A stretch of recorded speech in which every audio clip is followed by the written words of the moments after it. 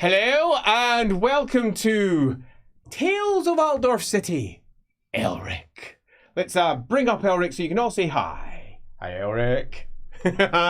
So Elrick is heading off to the Bright College to hopefully become an actual Bright Wizard. At the moment he's a journeying apprentice, and for those of you who don't know the different ranks of wizardry and exactly how it works within the colleges, you'll probably pick up some of this through the course of this particular adventurous side. So we're going to start with Elrick in the barge in the early morning. The previous day, obviously, Leopold had been spirited away by his clerical buddies, leaving you and your friends to return to the barge, commiserate, drink, have a bit of fun with Joseph, who does like a good drink of wine. Apparently, he's got loads of bottles of the stuff stashed underneath his barge. And then early morning. He wakes up early. Nightmares. A hot, flushing sweat is what greets him in the morning.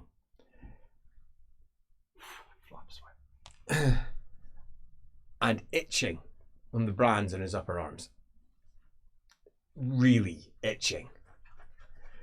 Today's the day, and when he wakes up, quite convinced that it's early morning. It isn't. 3:30. He's just woken up in his anxiety far, far too early. He's already in his uniform, standing on the edge of the boat, looking out into the darkness, going, huh. In the distance, the ding-dong of the 1:30 hour. So the question is, does he just sit, contemplate his grimoire? Does he leave a note? I mean, everyone knows you're going. I guess the first thing is that he will feel quite awkward because even though he's up first, normally he wouldn't be. Normally it would be the father. Yep. So there's definitely a lot of kind of long looks to where he would normally see someone making their morning ablutions. But yeah, he's rejected it enough that he will be studying his grimoire. He knows that there's information in that he needs to brush up on. And drill into place. Yeah. 3 nervous, slightly anxious hours later, the sky stains red as the sun slowly rises and heat spreads across the world. As, hopefully a Bright Wizard, he can already feel the stirring of actually rises at dawn towards the sun, gathers down on the earth at night, and collects around empirical sources of heat and also spiritual sources of heat. Gathers around anger and causes anger sometimes to flare even higher. It gathers around fires and can sometimes make them burn far longer than they probably should. Anywhere where there's any type of heat, it falls down to, and as the sun comes, it all lifts up. And for him, it causes a shimmering mirage to skip across the horizon. It causes the Reichsport, which he can see slowly but surely coming into light, to waver slightly to his vision. He can push that aside because that's the winds causing it. He can also bring it forward to concentrate more on the winds. As a Bright Wizard to be, he is mostly, almost entirely attuned to the red wind, meaning that is where he always defaults first. Or at least that's what's supposed to be the case if you're a Bright Wizard. That's the wind that is seen most clearly by most of them. Is he going to head off early before the father wakes up? Well, he's not going to be here. The father's not here. So will he head off early before the boatmen wake up? Yes. Head off, crunch out into the city. Is he going to go for a walk first, or is he going to try and find a cab as fast as possible to get across the East End? No, his mindset, it's better to have these things dealt with. Can't delay it any longer. Mm-hmm. He's going to make his way to East Altdorf. There is indeed a cabbie, and there's several of them. There's a bank, an array, some of which are just sleeping in their cabs. This is their life. Tap, tap, tap, tap, tap on the side. And one open up and go, "Yeah, boy, oh. And he says, "You're on college business," recognizing your uniform immediately. Altdorf is strange. It's unlike any other city in the Empire. They don't bat an eyelid at wizards. All wizards must self-identify by law. pretty much. The Grey College gets off with a lot on that front. Not you. Get off of everything, aren't they? Yeah, they do. I am indeed. I'm bound to the Bright College, so we need to go there post haste. He says, I'll go as close as I can. It's a funny place, that. He says, as the horse At least turns the 7 slowly. keys from there, we're fine. Alright, I can drop you off by the 7 keys, that's easy. Good man. Oh, much business, he says. You've been at a war or something. That's what your fellas are always up to. He's pulled out his grimoire and he is trying to read it. Good old cabby so trying to it's get in the way. kinda- He looks back. Alright, you want me to shut up? No, it's fine.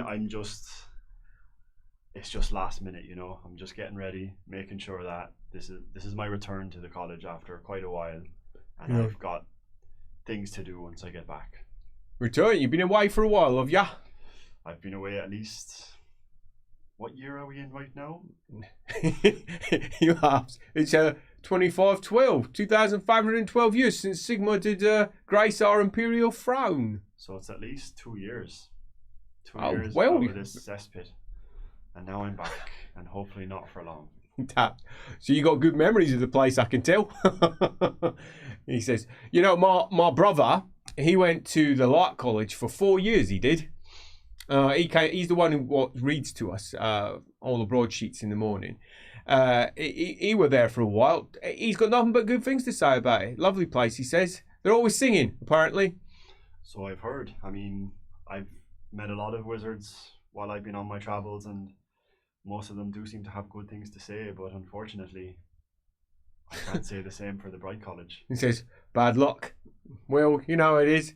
You know what he told me was the strangest thing? There's no shadows in the Light College because there's light everywhere, yeah? And when he closed his eyes, there was also no shadows in there. So it was always light. You put your face down in like the pillow and it's still light, like there's light sitting on the other side. It struck me as weird, that did. I mean, how could you even sleep? But he can sleep anywhere. I mean, maybe that's a big benefit for him. You know, who knows? I guess the mind just gets used to what it experiences. Yeah, I suppose. Says, you know, he can still sing. Sings really well. Apparently the place, how do you put it, burnt him out or something. Don't know. It's not like he were a wizard or nothing. It's just, you know, that they need help with their singing or something. He doesn't talk about it much. You know, he's a good man. What's Elrick's knowledge? Because he would have spent time in the Light College, so would he have a good sense? I don't think he'd spent any time in the Light College. But he had to get the key. Yeah, but I don't think he went to the Light College He for. wouldn't have gone to the college. Yeah, they'd have come. They'd have tested him. Yeah, it'd have been in your Bright College. They did not let you out until you started journeying. Then when you started journeying, you met people on the outside, not at the actual college buildings, because you had to leave Altdorf. You weren't allowed to stay. Yeah, so you've never been. Okay. You're aware that the Light College, like the Bright College, is one of the two colleges that are not easy to get access to because of existing spells that bound it away. The Bright College was bound away so that nobody could see it or gain access to it, largely for, I mean, really, it's political reasons. The place was dangerous. It made lots of mistakes.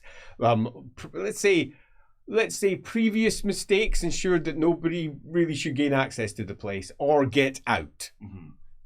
Where the Light College is, different, but you don't know exactly what that difference is. Yeah, so he I guess wouldn't have been aware, because he knows that once you're in the Bright College, That's in it. the Bright College, Yep.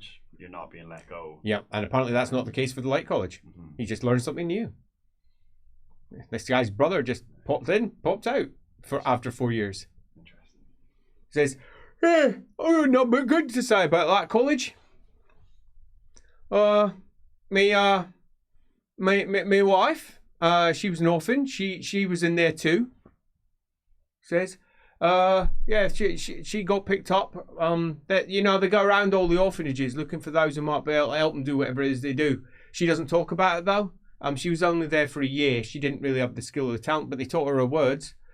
She's nowhere near my brother though, which is why he does all the reading for us. And she doesn't see shadows too, or does? Oh, when she was there, you didn't. But when you come back, once you're out, it's all right. Oh. Yeah, it's not like he sees shadows now. It's just in the place itself, there just isn't any.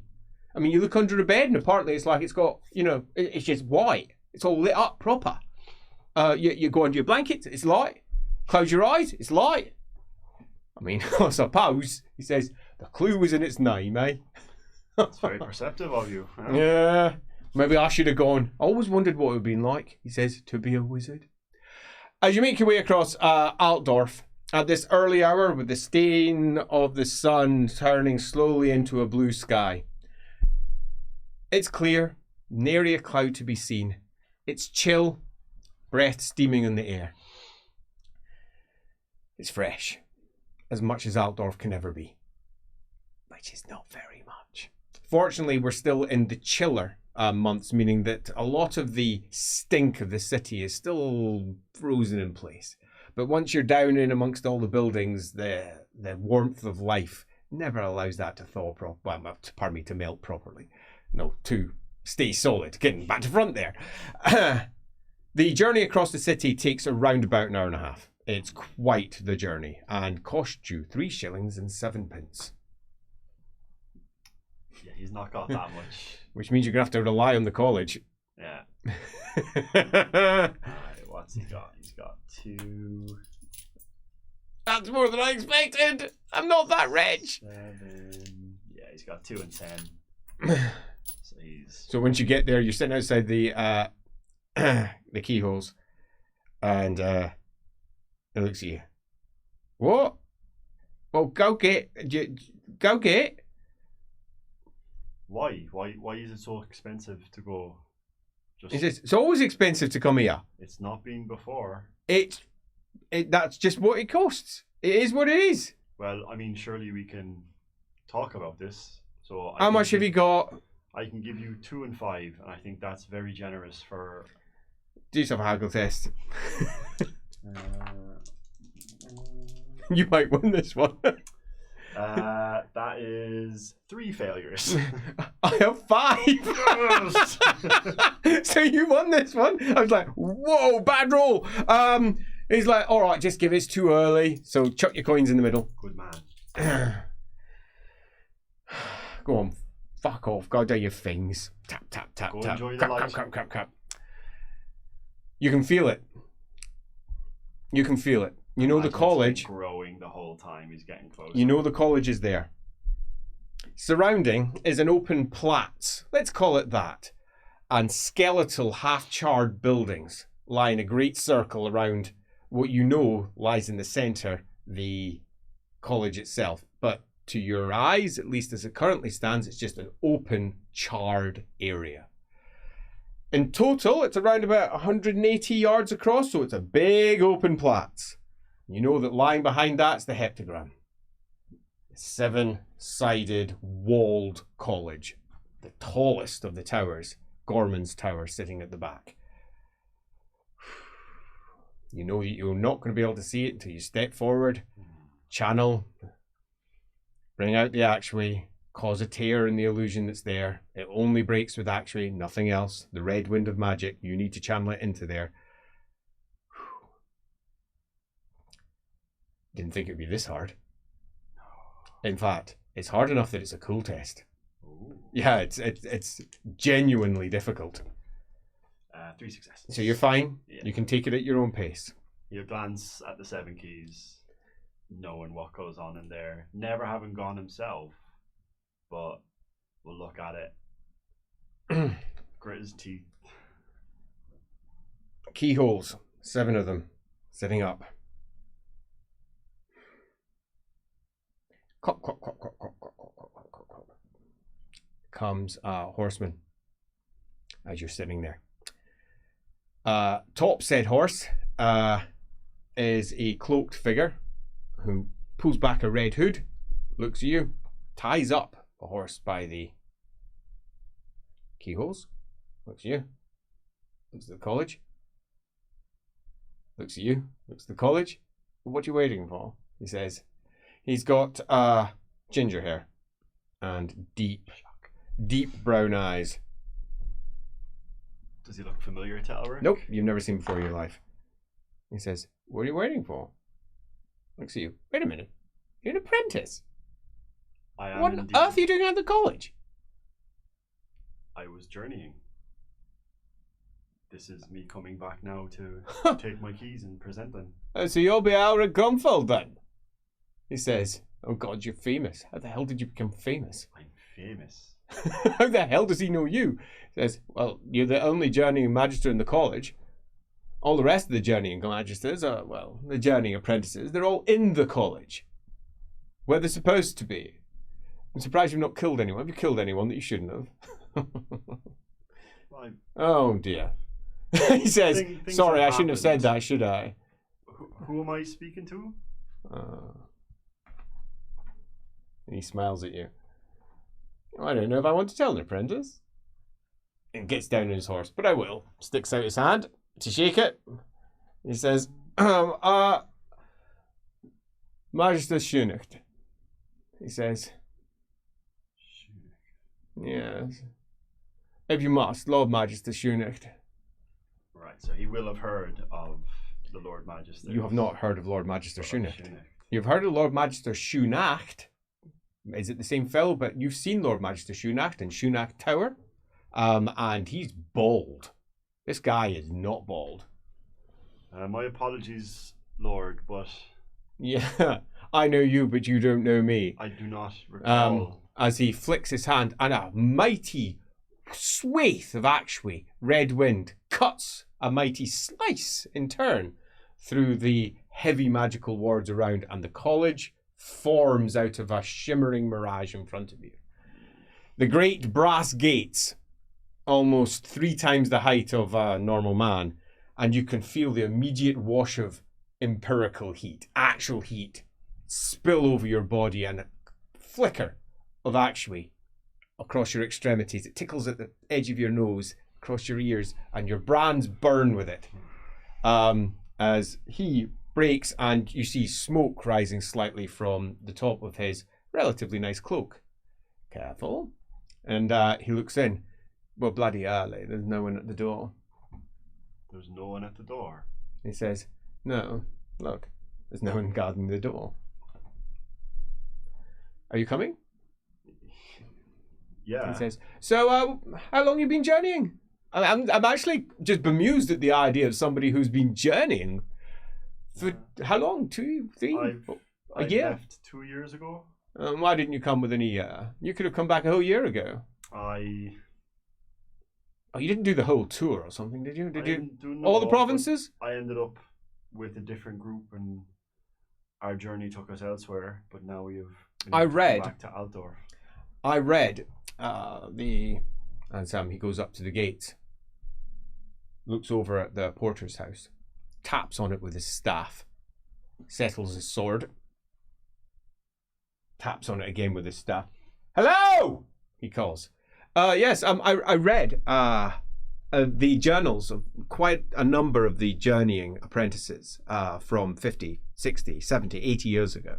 And I always found them a fascinating read when I was stuck in the college, unlike you, and capable of doing the journeying thing, because as far as I was aware, it was just not done anymore. Yet you come along. Fascinating. Was I supposed to take a journal? Most do. Oh. Why is there no one around? He says, I've no idea. I know it's bang, bang, bang, bang. When I was here, there was always someone guarding the door. Yeah. Bang, bang, bang, bang. Well, if I have to, I'll open the gates myself, but I didn't particularly want to. I mean, it's just not the done thing. So, 2 years, did you say? 2 years, yeah. Military service, I presume, since I guess you're back to test. I am indeed, yeah. Thought you might be. Served my time in Ostland.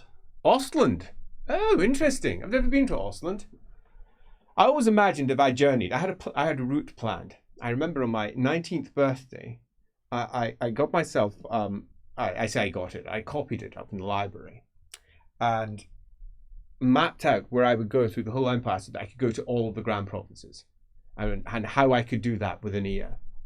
Go north first, do that in the spring and the summer, and then head down south for the winter. Make my way all the way around till I get back to the capital in exactly 1 year. And apparently there was all sorts of different routes that were taken by the journeying wizards back in the day to try and do it within a year so they could get straight to the front line as proper wizards. I trust you didn't do that then. Ostland, interesting. No, yeah, I I ended up there. I served my time in the 3rd, and somehow ended up and for Dan's knowledge, south is where was he north? Delbers, Delbren. Yeah, north. Yeah. That's north. Yeah. So ended up He's north. been kicking around pretty much mid to north for the entirety of it. So what, about half the provinces, say? Talbigland? Talheim? You can probably tell from my accent it's where I'm from. Ostland? Middenland? Ostland, Middenland. Did you reach Reichland? And you must have been in Reichland for a while at least. I mean, you're in it right now. Yeah, we travelled. What the bloody hell is everyone? He says, what? Well, if he doesn't think it's impropriety, he will just go and push the door open. Yeah, it doesn't move. 1, 2, 3, 4, 5, 6, 7 keyholes. Right. As he goes over to the porter's lodge and just opens up. Oi! What's going on? He says, where is everyone? And you hear a oh, sorry, mate. He says, what time is it? He says, the bloody morning, open the gate. Alright. He says, and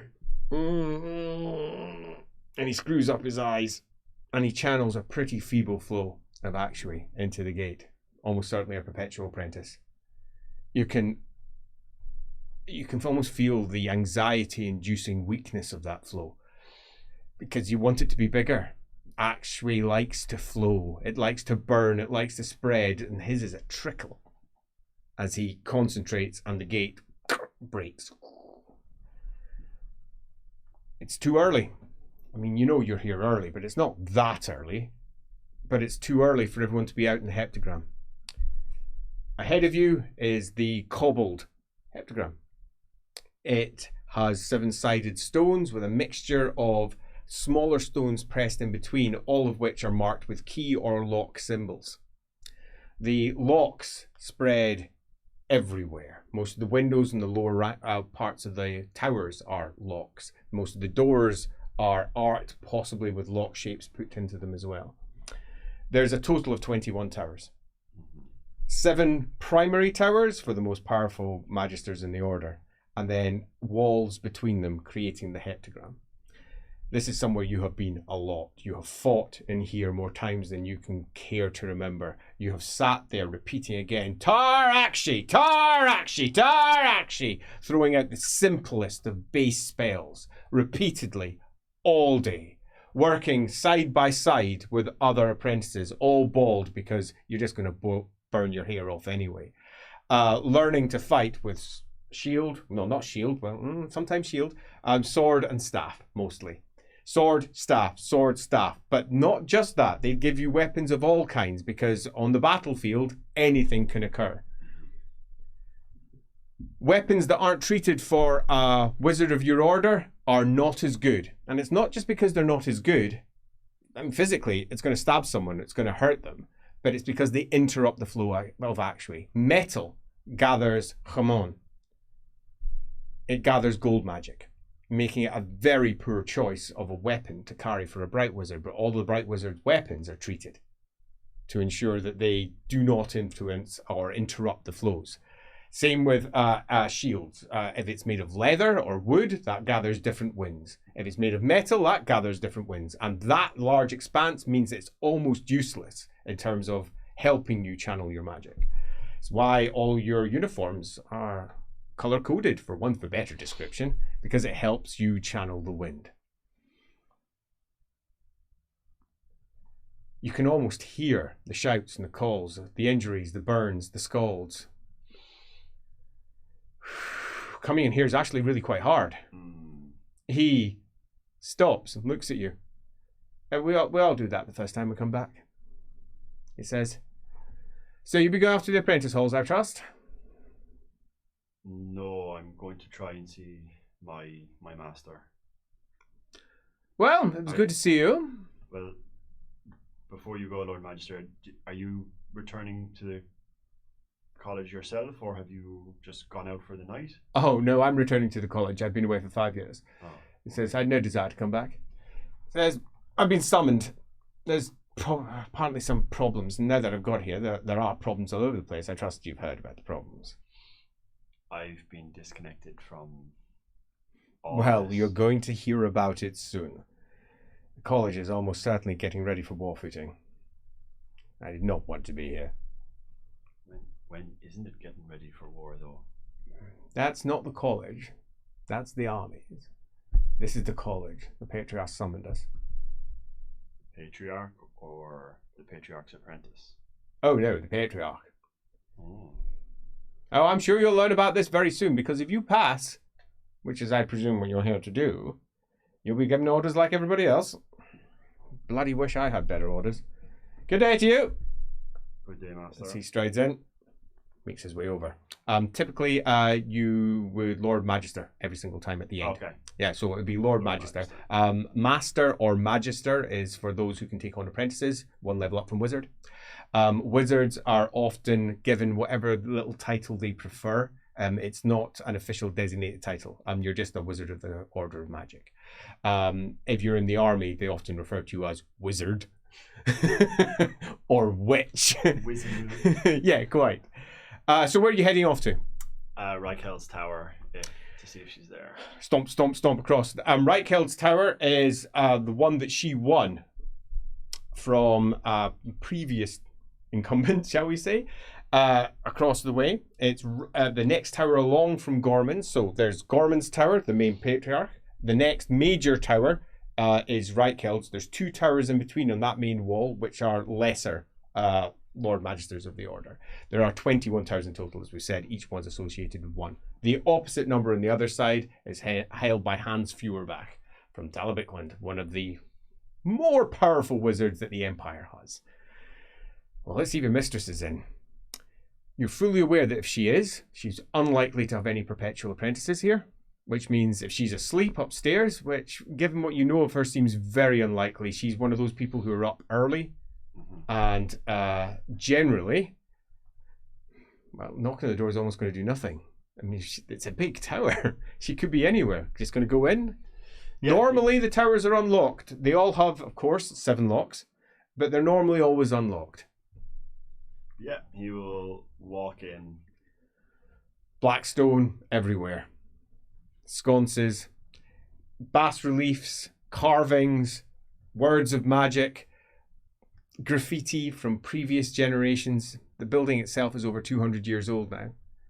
It's funny, you were barely ever in here. This is not a building you know particularly well, for all that your mistress was here. You got her as a mistress later in your apprenticeship, and you only really met her 3 times. Not very much. You know that she fought for you in a variety of different issues, but she was often fighting everything. That tended to be her character. Somewhat surprisingly, as you make your way through, there's a boy asleep on the floor. Just to the side, where in the other towers, they often have some form of perpetual apprentice who is responsible for checking everyone that's coming in and out of the towers. You did not expect to see anyone, but there's a boy here. Can't be older than maybe 10.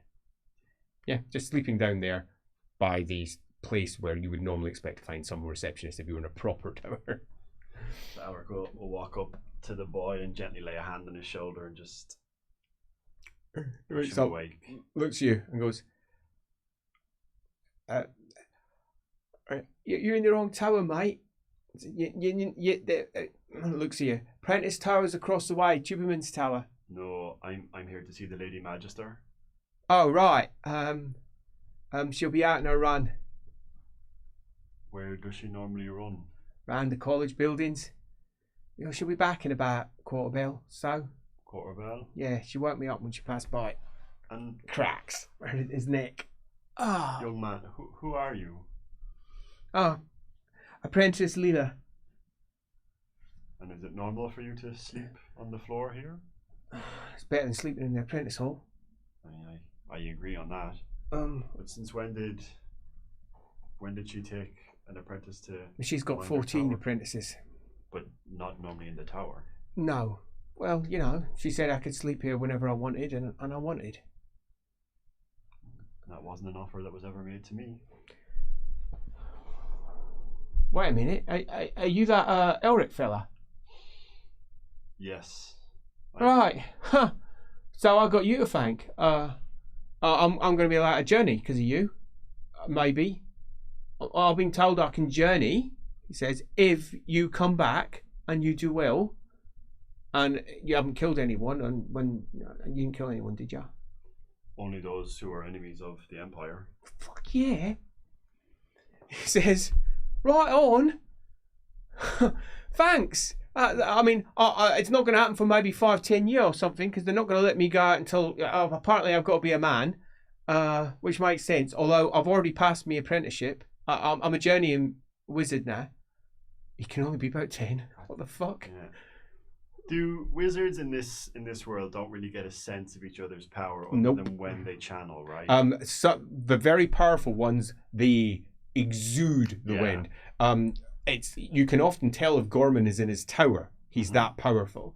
Others have much more self-control, and it depends on the wizard. But mostly, no, you've got no real awareness. Many of the other colleges have different ways of doing it, but in the Brights, their pecking order is established by a good old scrap, and that's what determines it. And you're like, that one is more powerful than that one because we've had a wizard duel in the Hall of Jewels, and I have won. You're weaker than me. And for Elrick and his experience in the college, he came in much older than this kid. Would he have heard of children as young as 10? It happens. Typically, the colleges don't like taking anyone over the age of 25 because of a variety of reasons, but if they have to, they do. Magic normally manifests when you're moving through puberty, but again, that's not consistent. Some can channel from birth, some don't get it till much later. 25 tends to be approximately the cutoff. After that, it's very unlikely for anyone to manifest any sort of magic if they haven't done so already. Magic is as consistent as the tides, as the weather. You can never be certain when it will come, how it will come, and whether it will come again. For some, there's just this unexpected unleashing of power as the winds of magic suddenly work through them, and it never happens again. For others, they can't stop it, and they burn brightly. It's not unknown, but pretty uncommon for someone this young. And for someone this young to have passed their full journeying apprenticeship, or at least be at the point of being a journeying apprentice, that's very rare. Gorman arrived, as everybody knows, as a teenager and took the college because of the way the college laws work. Your mistress didn't. She was slow in her progression, even though she was considered to be, as far as anyone was concerned, one of the most powerful wizards that had ever been in the Bright College. Yet somehow her progress was slow. Well, young man, that is very impressive because it took me quite a while before I gained my apprenticeship and was able to journey. So to get it at your young age, you've got great things in front of you. He says, yeah, I'm going to join the Imperial Guard and I'm going to protect the Emperor. He says, I'm certain of it.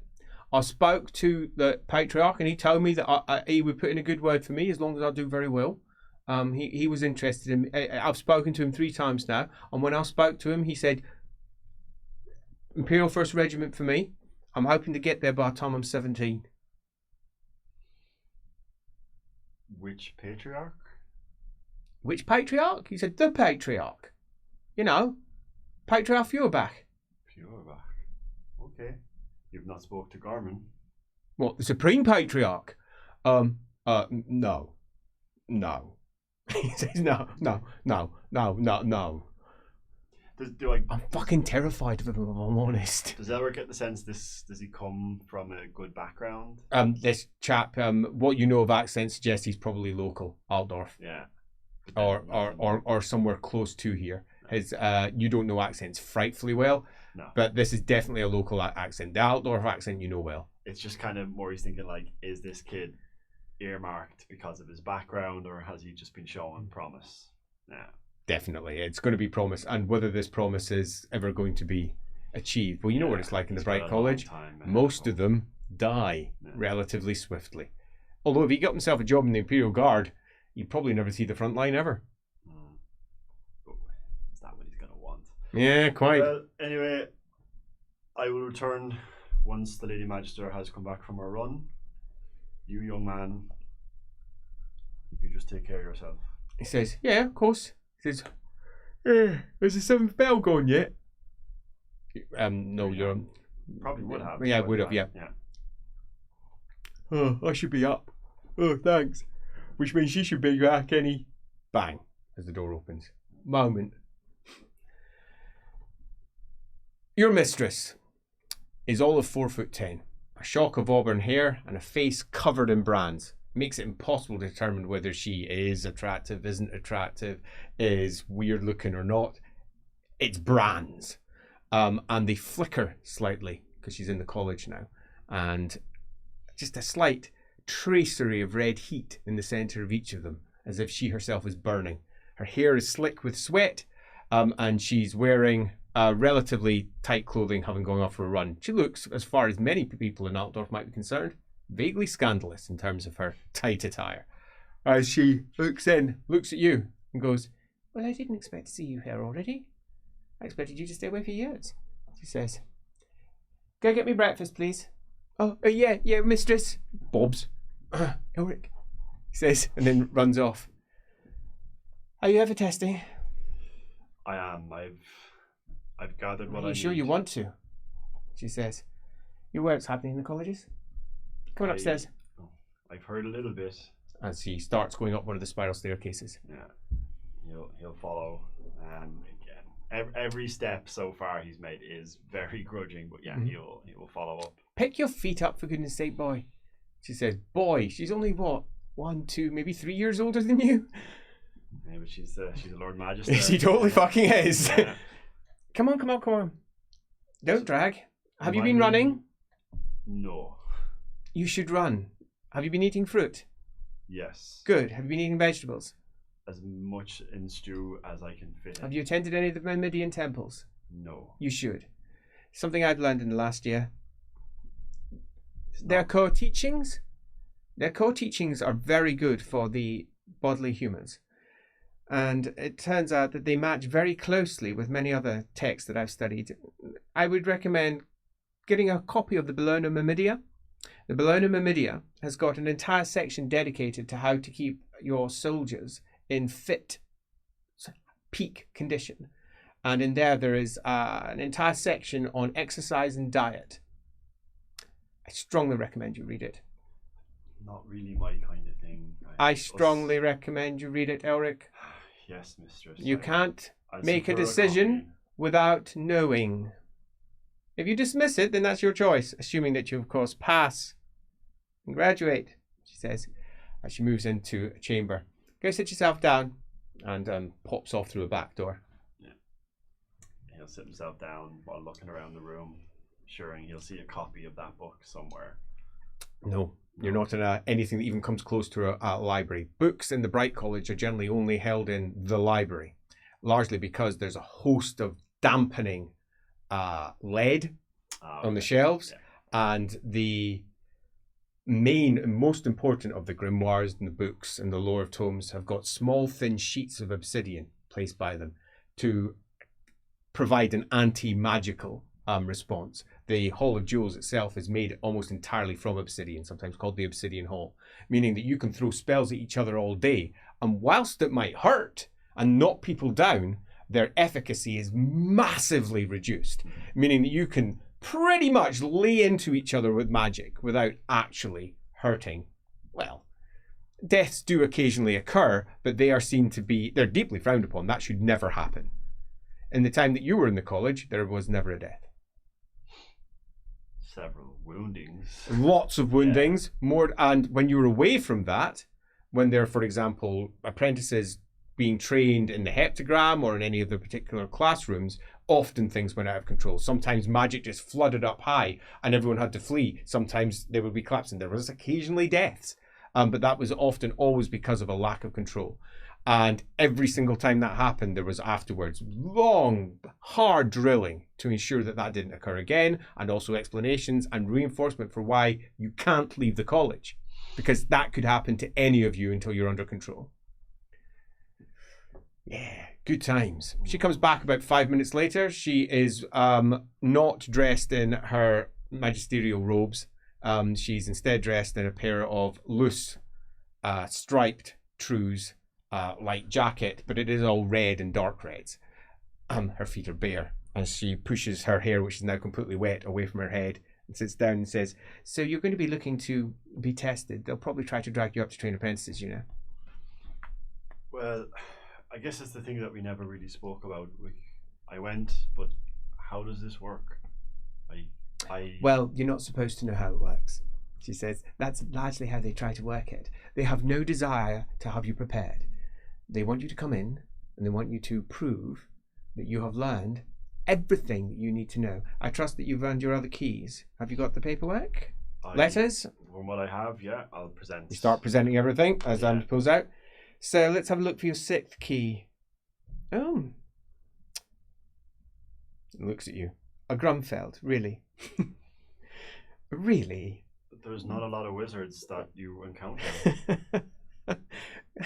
Well, I suppose you can always go for your family. There's others as well. Though there is. I see that. I see that. How about your wheel key? Can you give me those letters, please? You go. You should be embarrassed. 3 Grumfelds. There's a lot of Grumfelds. Yeah. She says, yes, there certainly is. Let me just go through these. If you need my family line, like, you'll see that none of them are. They might want to confirm these. That could take a couple of weeks. No. She looks through. I can't wait weeks. Why not? I have commitments. Do you have a commission? Yes. Well, if you have a commission, they could go for an expedient. You'd need to be one of the prime estates, though. And here's the thing: he would have got the commission. You've got a letter. No, you've got a letter from Gerhardt, which is, again, probably two-faced. So you'll have one from him and one from him. Yeah. And you can choose which one you want to use. The Empire is broken up into prime estates. They're the ones that swear directly to one of the elector counts. Shadowfaust, for example, is not a prime estate. They swear, they're a fiefdom that swears up to Ubersreich, which is the prime estate. Ubersreich is, but his father was removed, so you don't actually know what the case would be with this particular one. She might know. If she knows, she'll know what we'll get through with expediency. Yeah. And so she looks down. You'll need to have, if you wish to. Who's your commission with? One of the great houses from Ubersreich. She smiles. What's going on? Ubersreich. Their heir has commissioned me.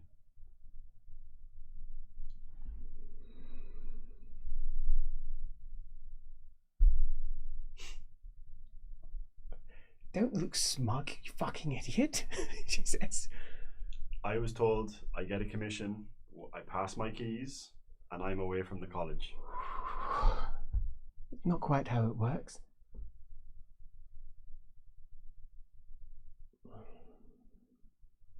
Do you understand what the process here is? Would you like me to explain? Please, go. She rubs at the brands on her face. Looks at you again. So, you are forever at the beck and call of the elector counts for when they call to war. But they must declare war to be able to override an existing commission. If there is not an existing war, then you can commission yourself to a variety of different sources. But the prime estates are allowed to take priority. So say, for example, you had commissioned yourself to a merchant house and a duke required, for purposes typically of war, your services. He could override that and commission you. Mm-hmm. As a prime estate, I'm not even sure.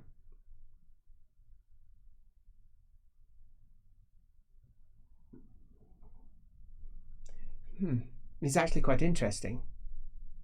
So Ubersreich was removed by the Reichland Diet.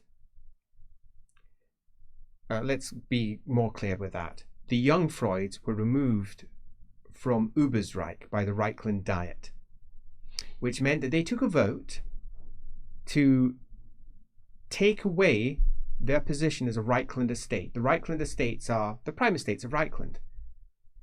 But it's actually very interesting. But actually, it's still a prime estate, because to lose your position as a prime estate, there has to be a vote in the Volkshalle of the prime estates. They gather and they vote it through to ratify it. And that has definitely not occurred, which means that you're strictly potentially being employed by a prime estate, which means only an elect count could override that, and it would give you a right for expediency. And my lord seems to be under the... Now, give me the letter, let's have a look. There you go. But there is the political concerns. You understand the political concerns. Do not try to pretend you don't. You almost look like you want to grin. Do you realise the mess that you're making here? No, I'm not making any mess. Oh no, you are. Oh, you certainly are, because the college is currently in a position of preparing for war. Because the Prince of Reichland has requested 40 magisters. 40 of us. 40 across the colleges, or...? No, just from the Bright College. Who knows what the request has been to the others. And we all know what it's for. I don't. Well, you're now in the middle of it. Armies are gathering in the south, under the banner of Jungfreud. Jungfreud and Trott, in fact. Which means civil war. It won't be classed as such, but the elect account will take precedent over that particular commission, potentially. That's assuming that they don't get... I imagine their current issue is that they're looking for support from one of the other elect accounts, because without it they won't get strong magisterial support. But the second one of the other elect accounts pitches themselves against the Emperor, I suppose. I mean, that's it. It's war. I mean, it might never come to war, but it will certainly be wizards on different sides of the same bloody force. This is what we're all trying to avoid just now. Bloody Gorman himself has come back to the tower. My lord has not been in touch with his father. I believe he's come right from Altdorf, so I have no knowledge of any armies down south. Yes, but you do realise what you're requesting. You're requesting to go onto the side that the Emperor himself has requested that we face. This is exactly what they're trying to avoid. But commission's a commission. That's the way I look at it. Commission's a They're commission. still subject to the Empire. Commission's a as far as I'm commission. concerned. A commission's a commission. I mean, if anything, Just like a mutant. it'll really piss off Gorman. I mean, it'll really piss off Gorman. And she smiles. And that's not a bad thing. Feuerbach won't like it, though. He's not going to like it at all. Yeah, with anything that Gorman doesn't like, Feuerbach's not a fan of either, is he? Are you willing to let the college know that you have this commission? Because you'll have to if you wish expediency. I say if I'm not, how long would I have to wait to... Then they'll want to check all of your certificates to ensure that your keys have been accurately recorded.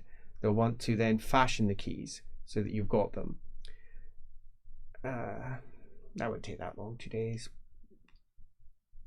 They should have lodged it with their own colleges. At least it's supposed to. But depending, you've got Grunfeld here. Grunfeld's are notorious for not actually lodging anything. And who have you got for Amber? Oh no, Lobos isn't so bad.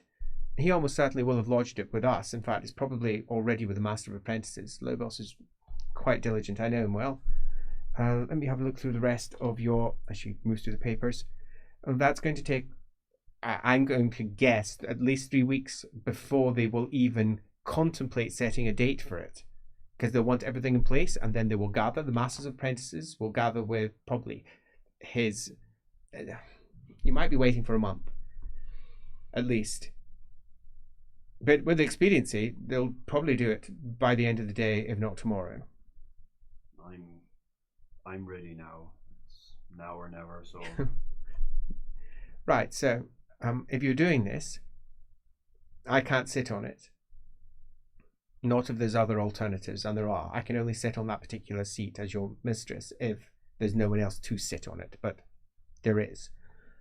And Gorman is almost certain to want to sit on it so that he can fail you. He won't want you on the other side.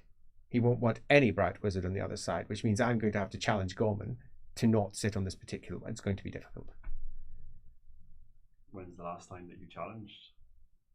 Yesterday. I'm not allowed to challenge him for 49 days. But that doesn't mean that I can't argue with him.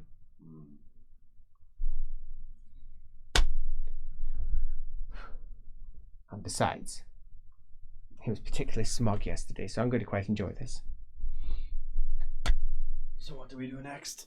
A fewer back will be fair. Fewer back will be fair. If I go to him, strictly speaking, he's the one that makes the decision because he's been given all rights of patriarch. He's not strictly the patriarch. He claims the title because Gorman likes him to hold it, just rub it in my face more than anything else. But if I speak to Fjordback,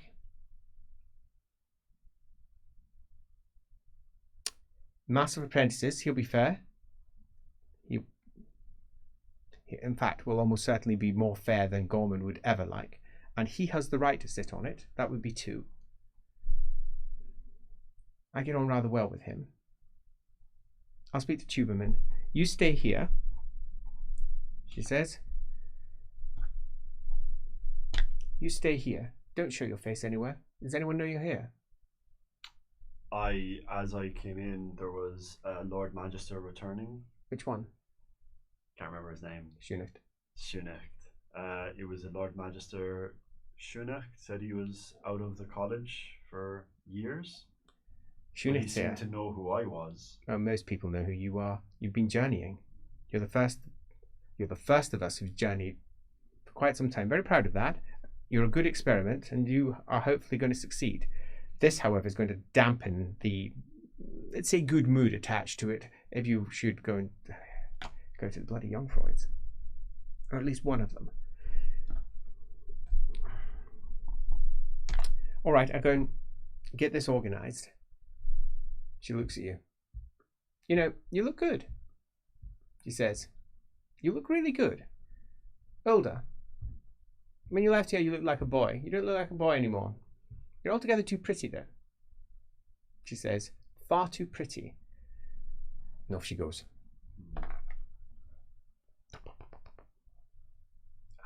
He doesn't want to stay there. But he knows dealing with her what happens, so the grimoire will come out again. Bone up for the exam. Yeah. It takes her an hour before she returns. You need to go and speak to Lord Magister Tuberman in his tower. He's awaiting you. There may be a slight delay. He's hoping to get Matches Siegfried in. Siegfried has good reason to be in. He was responsible for a great deal of your education in the latter part of your apprenticeship. And he's also keen to see how well you've pushed through. Tuberman has summoned Fjordback, and Fjordback is in the buildings just now, so I presume they're talking to each other just now. I would make your way over there immediately. You know where the tower is. Mm-hmm. Don't engage with any of the apprentices. They're going to want to engage with you. You're somewhat of a celebrity amongst them because you are this shimmering pillar of hope that they can get out of the college. You are also a figure of much hatred amongst some because they've been trapped in here for the last year, half a year, journeying within the college. Ever since you left, there have been, let's say, subtle rebellions. Under his breath, Elrick will just, good. She says, well, we didn't set this up for no reason. I did not like journeying in the college. And if we can change that, we will. I can't imagine it was much, or how much worse it would have been to stay here as opposed to getting out into nature and the world again. Hopefully it changes, but... She smiles. That's one way of looking at it. Go on, piss off, go see Tuberman. I'm going to get changed, get in my uniform. It's going to be a horrible day. Yeah. Mistress. And he'll make his way Apprentice? towards... Who's going on to? Tuberman? Tuberman, Yeah. the master of apprentices. Tuberman's tower is on the opposite side of the heptagram and is one of the primary towers. It's commonly called the apprentice tower because the apprentices have gathered there for the last 20 years. He's been the master of apprentices for that long.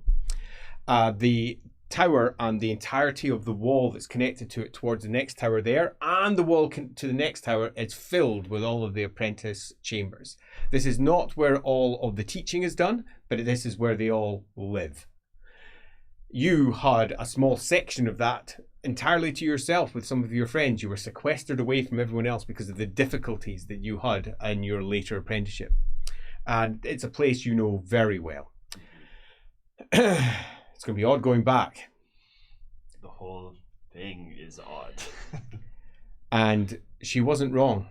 As you pass through you don't need to announce yourself or anything, you just walk straight in. You pass through, the perpetual apprentice who's there goes, as you pass by, proper drop jaw moment, and the whispers of, it's Elrick. The journeyman's back, comes a call, and there's already heads popping up. High-necked red uniforms right down to the ground to keep the heat within. Very simple, long coats, black boots for most of them, dark brown for some of them. As heads start popping out, every head shaven. Almost 90% of the ones that you see kicking their heads out are men. That's new. When you were here, it was almost, not quite, it was like a 60-40 split. But it's mostly men here. It does make you wonder what's going on. As you know where you need to go. It's up 2 sets of steps into the main tower, all the way up to the most ridiculous place for a man in a wheelchair to live. The very top of the tower. He refuses to go anywhere else. He gets stubbornly carried down when he needs to leave here. Apprentices, you've carried him more than once in his wheelchair. You can't say you're looking forward to seeing him. Not because he is a figure of particular terror in your youth, for example, but because he is a very angry man and somewhat mercurial in how he'll respond to any given situation. If he's on your side, marvelous. That means he's shouting at someone else. He often barks and shouts as just a baseline. Excellent. Looking forward to this. Make your way up, and there is the big ruddy door. 7 locks on the side, and you can see written in very clear writing, Lord Magister Tuberman. Just to warn people home, they may want to turn their volume down just a little bit. For headphones listeners. You've been warned. Staff? Staff, single knock. There's a pause. And the door just opens. This is new. Normally there would be some sort of bellowed shout. Or a disgruntled, yes, of course I'm not coming to the door, you fucker, I'm in a wheelchair. He's that sort of guy. Mm-hmm. But no. It opens and a female apprentice is there. She looks at you and goes, you must be Journey Apprentice Elrick. You're expected. If you could come in, please. Thank you. Just walk in. It's a long, thin office. At the far end, there is a large table, and there's just enough space, you know from experience, to squeeze through there with his wheelchair. There's a large window and an open balcony. You know that repeatedly he has been in a position where he can cast spells and go down from there, but he doesn't. It causes him pain. Tuberman himself is sitting behind his desk in his wheelchair. Sometimes he'll stay there all day, sometimes he will sleep there. He's old, the oldest Magister in the Bright Order. Grey hair hanging down from either side. He's leaning to the right, scalds all the way down, and you know that he is scalded all the way down that side, and his legs are slightly fused together at the top. You don't know what caused it, but you know it was caused some time ago, and he has never, ever let anyone forget that he's in agony. And he looks up. On the other side of the desk, sitting by him, is a figure you recognize immediately. Feuerbach. Hans Feuerbach. Gorman's boy, as he was sometimes referred to by the Magisters when they thought that no one could hear. He's no boy though, he's in his 40s. He has bright red hair swept up in a twin-tailed peak and a long beard. You know he's a Talabecklander, and you know he is from one of the noble families of Talabecland, the Feuerbachs. He's dressed in the full resplendent robes of a bright magister, unlike the master of apprentices, who's just wrapped round with heavy red blankets. As he stands, the jingle of his keys accompany it, and they are impressive. You can't help but check over them because you recognise what each one means. That there means commendation, that one there means marks, and he's got his best keys.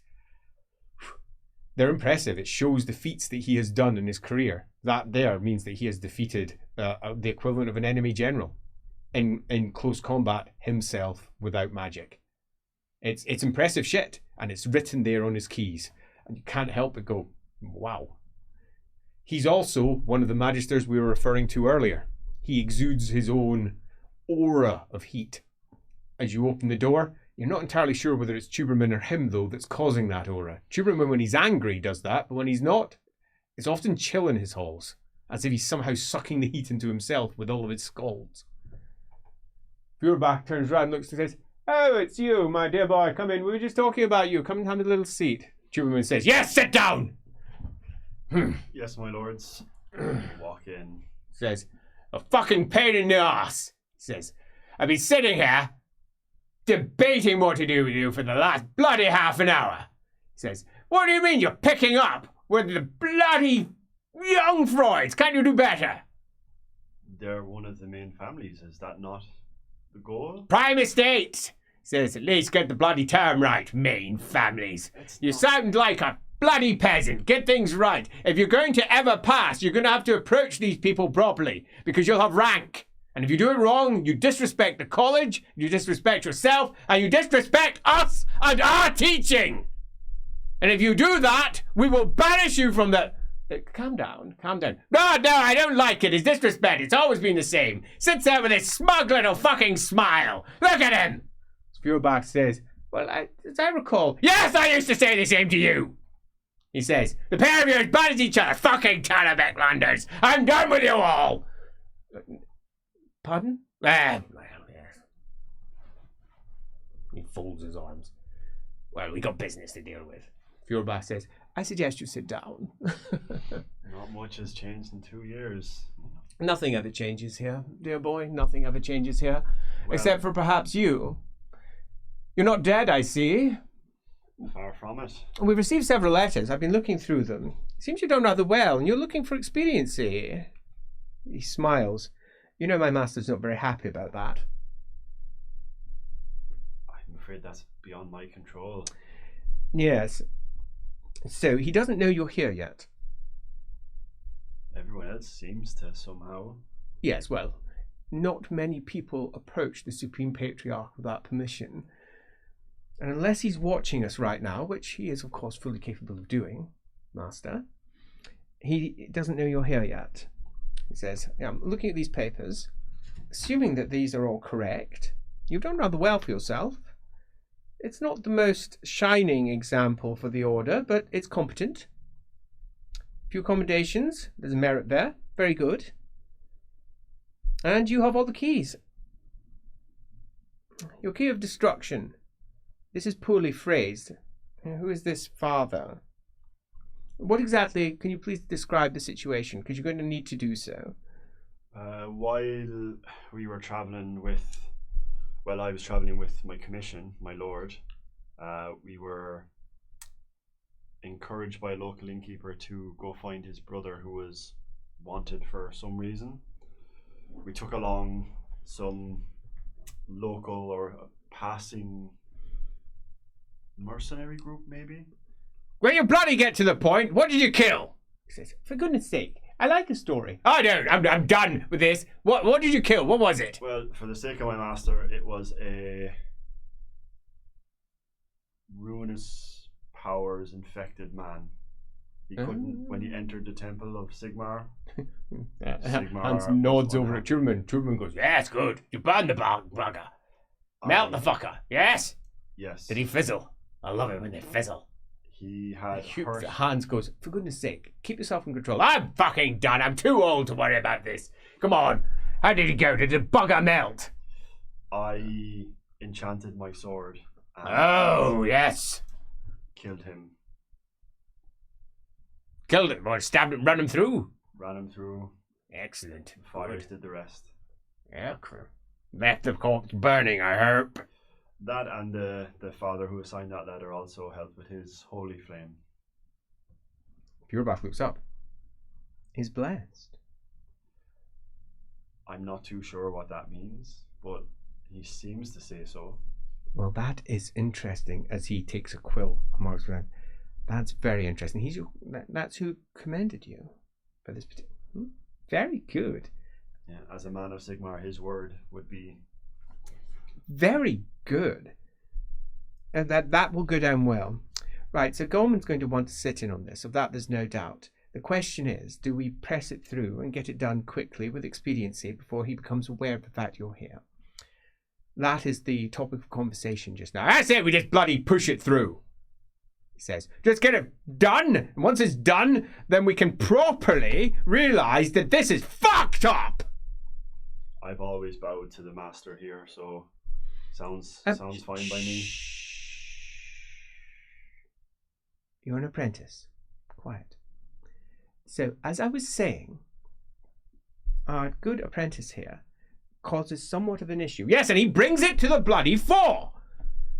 If he becomes a full wizard, and he is on the other bloody side, then the college has to come to a position on this civil issue which shouldn't be allowed to continue. And if they try to turn this into us killing our own people because we're all on one side, no, unacceptable. I will not be marching or allowing any of my apprentices or any of the wizards to march on our own people. Yes, well, your point is relatively starkly made. He says, but if that is what our prince wants, that is what our prince gets. It's not our prince, it's the bloody emperor, but you know what's going to happen. They'll immediately reach out to Nuln. The second it becomes clear that wizards are going to be involved, the second that his little pet wizards get summoned back, then they will request aid from the Countess. And you know that she is not fond of Karl Franz just now. Well, this is not unfair. He says, look, we're trying to avoid civil war. And I say we get it through, ram it through if we have to, so that we can bring them up before the Patriarch and say, suck on that! I should like to take up that particular part of the conversation, he says, and perhaps with a little more diplomatic decorum. He says, he can suck on it. He can come up in my tower and suck on it. We will not have civil war amongst the colleges again. You don't know what it was like back then. It's been difficult. No, never again. Never. I will not allow any of us to cast spells at our brothers and our sisters in the other colleges, and especially not across our towers. But I don't think it will ever reach that point. There's a bloody army gathering in the south! As his face gets redder and redder. I imagine there's swathes of action. Yeah. And it's now beginning to come off. In the corner, a gargoyle's eyes light up. And another one lights up red. I think you should probably calm down. I will not bloody calm down! I will not calm down. This is what Magnus feared. And we have survived far worse than this. And it wasn't Magnus that feared it. When he left, it all went wrong. The college was we're going to lose our position. You know what the Sigmarites will do? The second we kill anyone that isn't their designated target, that's it. They'll be clamoring to close us down again, locking us in our towers. You're already locked in your tower mostly. Oh, shut up! I was just making the point. Says, there's a knocking at the door. In the background, you hear the movements of the apprentice who's back there, and you hear yes? Oh, Lord Majesty Siegfried. Matrius! He says, get in here, you fucker! We got problems! But Fuhrback says, could you please calm down? Well, this is my bloody office! I'll say what I want when I want! Matrius says, I see things are going well. He says, if it isn't our journeying apprentice, I see you've not burned yourself to death. That's a good sign. First step, how well did he do? Fuhrbach looks up. He did actually rather well. Says, he's ready. We could definitely test him. Marvelous. He says, good to see you. Sticks out his hand. pleasure, my lord. You've grown about half an inch, he says. You look different. It's the hair, I think. You look really different.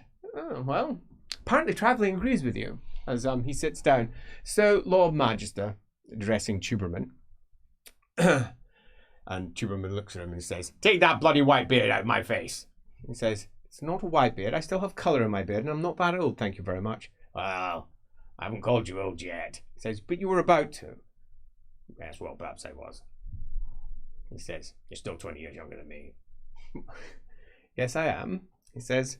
"So can we please keep this conversation civil, because it's an important matter?" "Yes, well, of course, we were being civil." And Hans Feuerbach looks at him, shakes his head, and says, "It wasn't exactly civil. In front of an apprentice as well." "Well, fuck this. Apprentice is the one that's causing all the problems, and it's my fucking office. I'll say what I..." Matrius goes, No, please, Lord Magister." Yes, of course." Then Matrius looks at you. "So you think you're ready?" "Look, I care nothing for the politics. That's up to you to deal with, Hans. Lord Magister, do you think he's ready? You're the master of apprentices." "Well, I don't know." He reaches out one clawed hand, picks up a bit. "Hey, he's fine." You didn't even read it. "Hey, it's fine. I trust Hans. He knows what he's talking about." "Don't you dare put the decision for this on me," says Hans. No. And he stands up, walks over to a globe, opens it up, takes out a bottle of wine, and look, takes up some glasses. "No, I'm not making the choice here." And he nicks it. "Your bloody master," says Juberman. "Yes, well, he's your apprentice." "Exactly. So, fuck him. Big-headed fucker." "I don't think that's necessarily the route that I would like to take," says Hans Feuerbach. He says, "Perhaps we could instead..." Matrius goes, "Look, is he ready? If the answer is yes, the next question is expediency. Expediency requires the Patriarch to sign off. You're the Patriarch." "Well, not strictly. He's given you all the powers of the Patriarch." "You're putting it entirely in my hands." "No, I'm telling you what to do," says Matrius Siegfried. "I'm telling you that you have the authority to do this, that you should just simply sign off on it and get it done." Hans Feuerbach goes, "You're really leaving this up to me?" "Well, you're the one that's going to have to tell Golden." "But I'll do it," he says. He folded his head. "I'll do it. Send him to me." You'll do it?" "Oh, yes. It's been a long time since we have chastised that big-headed fucker." "Well, if you're willing to tell him, I'm probably willing to sign off on this." "Look, I'll enjoy it." "Yeah," he says. And Matrius Siegfried says, "Well, I'm willing to sign off on this as well. I would like to look at the paperwork." He picks up the various bits of paper and look at these letters. That's not a good sign. How many Grumfelds did you visit? I visited the wizards that I came across. I didn't go searching for Of course, turn to your family. "Well, that's exactly what it bloody Ramrung did, isn't it?" Says Ramrung did the same and he's fine. Yes, but it's not a good look, is it? "I would not have returned if I wasn't ready." Matrius smiles. "Good, I'm glad to hear it." And Hans Feuerbach folds his arms and says, "Right, so I need to go and speak to the Patriarch anyway. It's almost the 9th. I have a meeting with him to discuss the day's business, so I'm going to go do that so it's not missed. Matrius, can I leave it with you to organise all of this? We'll get the dueling hall ready at," says, "second bell?" "No," says Matrius. "No, second bell, I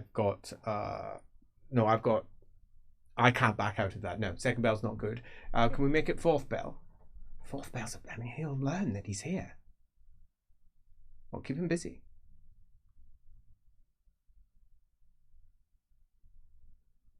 I might be able to do that. Take him to the court. Well, if I take him to the court, I won't be able to stand in the council. He says, "You've signed off on it. That's all we need. I can find someone else." Okay. Yeah, I can do that. "Take the bloody wine with you." Nick said, no, I'll be fine. I'll be fine. And he goes off. Boy's grown a bloody backbone. He says as he sits down, didn't expect that. Good job, Mattress. Looks like you're going to get what you want, boy. Which in turn gives us what we want. As Mattress says, well, it's not, I wouldn't exactly say that he's grown a backbone. I'd say that he realizes that this is one way to avoid civil issues spreading further, Lord Magister. Much like yourself, I have no desire to find myself on the receiving end of my own order's spells. Yes, well, that'll be your problem to worry about. I'll be up here in my tower. You know, churning out more of you bloody buggers to go die on a pointless war. Well, right, that's an interesting way of putting it. So, let us aim for 4th bell. It says, we're going to find another Lord Magister for you. Go hide in your mistress's tower. Yes, my lord. Prepare. You're going to have to be exemplary. So prepare. You know me. If I'm saying I can do it, I can do it. That's more like it. He's beginning to sound like a bloody bright wizard now. See? I told you it'd be fine. You said nothing of the sort, said Mattress Siegfried. As I recall, you said that he should just be burnt out and left in a gutter somewhere. Did I say that? It does sound like me. That's fair, that's fair. Looks at you. You best do well, boy. Because if not, a lot of people might die. Hardly. Hey, boy needs some fire in him. Back off. Our cool.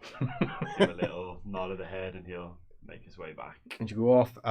In the background, you can hear Matri saying, I think he's going to do all right. I'm looking through this as you begin to drift out. Yeah. He did really rather well with the Cromfell girl, actually. Well, I bet he bloody did. Look at that face of his. Oh, for goodness sake, it's his relative. As off they go. It's interesting, no one cares that Grauman was one of the names as well, but no one seems to have popped that one. Yeah. Back in the tower, you wait. Food is brought to you at the first bell in the afternoon. You wait, you make your ablutions, you study, you wait, no one comes. Time passes. In the distance, the bells of Sigmar ring across the city for the 3rd bell. Are you going for the 4th? Are they going to summon you? What's going to happen? Anxiety is beginning to spike. You're finding it difficult to read, difficult to concentrate on anything, whilst simultaneously your mind's going through the rotes of the spells. Are they going to ask me to cast spells? Am I going to have to do a duel? Am I going to have to explain what I've done previously? What is it going to take? You don't know. This is an exam that's unlike any of the other ones. Is it an exam? Are you going to have to sit down and just answer questions about magic? Is it as simple as that? Really unlikely for the Bright College. Are you going to have to beat someone up? You're going to have to defeat an apprentice. That should be easy. They'll hopefully be younger than you. They might not be. Some of the apprentices are older and bigger physically. What if it's just a fight? Your mind is going to every potential outcome because you have no idea what's coming next. And there's a part of you that thinks that it could be changeable. It might be different for each one of the wizards. It might just be set by whoever it is that's setting it. What are they going to test us on today? Obviously, it's not really going to provide him with any extra help, worrying over everything, but he is. He will be concerned about Gorman, though. So I know Axway will be like everywhere here, but particularly in Gorman's tower. Flared up, he'd sense that, right? Yeah, probably. Yeah. I mean, if that happened, probably. You've paced a lot. Mm-hmm. The balconies here are shut, so you can't even go out there and take a look at what everyone's doing outside. You imagine it's got a good view from up here. I mean, you could sneak a look. Couldn't be that hard to push through. How bored is he? Is he too busy? He's not bored. He's bored's not the right word. Yeah. How much does he need a distraction? That might be a better way of putting it. Yeah, I mean, he doesn't care about the Bright College, like seeing anything, but yeah, where he's at, it's better than just listening totally. for a bell. It's an interesting view. It's one that goes across the heptagram, so you can see all the towers almost in a circle around you. And at this point, the apprentices are out. It's odd looking down on them. You never really got access to the balconies when you were an apprentice, obviously, but looking down, and just seeing all of the apprentices, some of them going through forms, some of them fighting with staff, some of them fighting with sword, some of them fighting with various improvised weapons. Over by the sand pit where they learn to throw sand in people's faces. And they don't teach them to do that, they just wait for them to eventually break and do it. Most of them don't, because they're too honourable. The Bright Wizards are taught not to be honourable. The Bright Wizards are taught to win. And it's one of the early lessons. They may or they may not take that foot shove of stand into their face. It depends entirely on how it works. Down there, a bank of 5 of them throwing pretty unimpressive light bolts. Some of them fizzling out, some of them managing to cover more than 20, 30 yards, some of them hitting the charred wall on the other side. And then, of course, you can't avoid Gorman's Tower. It's a monstrosity of black and red stone, far bigger than any of the rest of them. Gargoyle mouths dropping out pure flows of actually down to the ground and fritter into nothing. To everyone else, it just looks like open gargoyles, but to your vision, you can see it pouring out almost like lava. All of the various windows are lit up with actually. To anyone's mundane eyes, it just looks like other windows, but to you, it just blazes red everywhere. And at the top, the enormous channeling fires which help draw actually down at night. Some of that is entirely magical, but the perpetual fire, you can see some of the spites. Remind you of being in the forest. Here, it's only actually spites. Hook-nosed little spirits with little wings that fly around, sometimes invisible, sometimes quite visible, often, when you were young, mischievous. But the ones here aren't mischievous, they are mostly angry. They get in the way, they hiss, they spark. Often a Bright Wizard's first familiar, if they have one, is a spite. It's rare, though, for anyone to bond with spites. You have to admit it's one of the few things you liked about the college. It's going into the bottom of Gorman's Tower, seeing the great pillar of actually that spirals up and then out through the very top of the tower, and the thousands of spites swirling around it, frittering in and out of the building. Just quite a sight. And it almost reminded you of home, a very hot version of home. But it was one of the few places you felt almost comfortable. Now it feels like it's going to be pretty uncomfortable, because this is where you're going to get tested. But looking at it, it's an impressive building. You can't deny it. And out beyond, you can see the rise of Altdorf. It goes up and down. Buildings of various types. Oh, there, over there's the Celestial College. It's tall, shimmering blue and white towers. The great domes atop it, catching the sunlight. Telescopes pointing towards the heavens. They scry both night and day, somehow able to see things up there regardless of what time of day it might be. But at night they do most of their work. It's quite a view. Just before, the apprentices that he sees, again, that same split where it seems to be mostly... Down there, it's almost 50-50 men and women. Okay. So it looks like there's some form of segregation that's gone on. That wasn't the case when you were last here. Makes you wonder what has occurred. And you can hear a knock, like it's your office. Yeah. It's open. An apprentice sticks their head in and goes, are you journeyman? Oh, he's young. He's bald-headed. He looks like he's maybe 14. Journeyman Elrick Gumfeld? I am. Oh, it's an honour to meet you, sir. I've been told that I'm to take you to the apprentice tower. It's not an honour. I'm just a man. Well, who decides where the honour lies? Well, you don't need to do that with me. Well, it doesn't matter if I need to. It's the case. I don't want you to. Well, that's a different thing. Yeah. He says. Elrick will stroll. I'm out of here. Yeah. It ends up being more you're leading him to the apprentice tower than the other way around, as you find yourself walking across the heptagram and seeing them. There's here a fair number. You guess maybe 250, 300 apprentices currently working out in the heptagram. Most of them are working on martial skills, working on their sword and their staff. both of which are extremely important. Some of them are working on their magic. You're aware that it's generally the senior apprentices, the older ones that are working the magic, the ones that are going to be moving out relatively soon. The ones that have reached a point where they're journeying within the college. And they're over at the far end. You couldn't see them from your vantage point in the tower. And 2 of those are throwing fireballs at the moment. And they're throwing them at each other and trying to stop the incoming fireball by throwing a fireball into it. Flare! Wow. You never did that. You were out when they... It's interesting. You've missed things that all of them have gone through. Because you were journeying and they journeyed here. They didn't get to see other wizards and the wizards that were called to the college to test them. So they didn't see you went out and found them when you were journeying. You went and found out a wizard of all 8 orders, including your own order, to test whether you could detect their magic, see it or not, how it manifested. They wrote letters, they sent it back. How well did he do or how well didn't he do? They do that all inside the college. A wizard arrives and just does a whole ton of them at once and writes a report on each of them, often on the receiving end of a favour or as punishment from their own college because something has gone wrong. You've got to go to the Bright College and test their apprentices. I don't want to. That place is hot and horrible. It is. As you make your way across to the apprentice hall, there's no one waiting for you here. You can't help but feel all the eyes on you, though, as apprentices look over and try to do what they're doing. One gets smacked in the side of the head because he looked away when a staff was coming in his direction, collapses to the ground.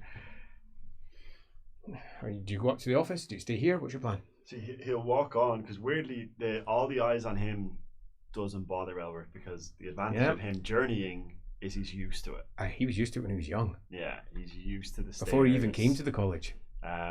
He will kind of notice the difference between himself physically and the in-house journeying. Because I imagine they're a bit worse for wear, or seems a bit more hale. And not only that, there's far more scalds. A lot of them have got burn marks on their arms. Often these get covered with the brands and the tattoos that they receive. The hands in particular, which are often used when they're attempting to dispel, channeling spells into other spells, are often the first thing that gets hit. A lot of them have got melted hands, for want of a better escape. Some of them have got hands that are melted together. It's a harsh life in the Bright College. You've avoided most of that. Interesting. It's interesting to compare. You can't help but almost make notes. Is that good? Is that not good? It's just the one he has from his novice days. Yeah. He'll continue to walk towards. I guess Huberman's got an office. He does. It's at the top of his tower. Yeah, totally. Yeah. So you're going to make your way over to there. Up you go. Halfway up, you encounter Matria Siegfried making his way down with 3 apprentices behind him. He sees you and he says, stop, no, just go downstairs, wait at the bottom. He says, I've forgotten where I was. He turns to his apprentices. What was I talking about? One of them says, finer scintillating channeling flows. Oh, the finer ones. Oh, no. We're not going to be doing that today. You're nowhere near ready for that. But we do need to discuss it, he says as he moves off down a side corridor. Elrick will turn back around and go and wait in the foyer, I suppose. Yeah, totally. There's some people looking at you. One of them eventually pipes up. So what's it like? He says, out there, being allowed to do stuff. How does it work? He says, you didn't have a license, so. No, well, I carried my mistress's license. Well, she should have had a license. I mean, did you get a copy, or how does it work? I don't. You are indeed underneath your mistress's license, as her apprentice, and you did have yourself effectively a license from her, much like a patent of nobility in many respects, as a lord provides a certain level of allowance to one of their subjects, and yet you still have it on you right now. Yeah, no, it's written by. So can I see your license? I've never seen a license, not a journeying license. Can I see it? Why? It's just paper. I just like to see what it says, because I might get one. He'll take it out, but he won't hand it over. He'll just looks show. at it and he says, "Oh, so it actually goes through the articles of magic. Oh, but you can't be called. Oh, it's interesting, isn't it?" No, I can serve But you can't be cold. Huh. I thought you could be cold. Hey, did you know that? Perpetual apprentice sticks up and says, "Know what?" He says, "You know, you can't be called as a journeying apprentice." "Of course you can't. No one can be called as a journeying apprentice," says the perpetual apprentice. "No one can. You're an apprentice. You're at the beck and call of your master or your mistress." "I just thought, you know, when you're out there, you'd be in the army and you'd be..." "Well, that's your choice. You can take a commission and it's their choice whether to take you on or not." Right. As apprentice comes in, short, dark hair, a mop of it, suggesting either moving towards perpetual apprenticeship or very new. Difficult to tell because they could be they could be taken on at the age of 25, they could be taken on as children. Comes in and says, "You'll be Elrick then, you gotta come with me. Taking you over the tower. Apparently you're up for something." "I am, yeah. Lead the way." "This way," he says. Sticks out his hand. Billoch. Billoch. Nah. No, okay, shake his hand. All right, whatever. He doesn't say anything else as he goes along. Yeah, we'll do it in silence. You make your way over to Gorman's tower, passing by fireballs being thrown, fighting going on, and pass through the big currently open double doorways, and there it is in front of you, the swirl of Actuary. It's funny, it should be the hottest part of the college, but it isn't, because the Actuary sucks in most of the heat. As you make your way through the door, you can feel a slight ruffle of wind passing by your back forwards into it, because it constantly pulls in the air. And it goes up to pure fire at the top of the college, which is gouts eternally. And so many spites spiraling around. One of them and flies off. Others as he bats at them. Get him away.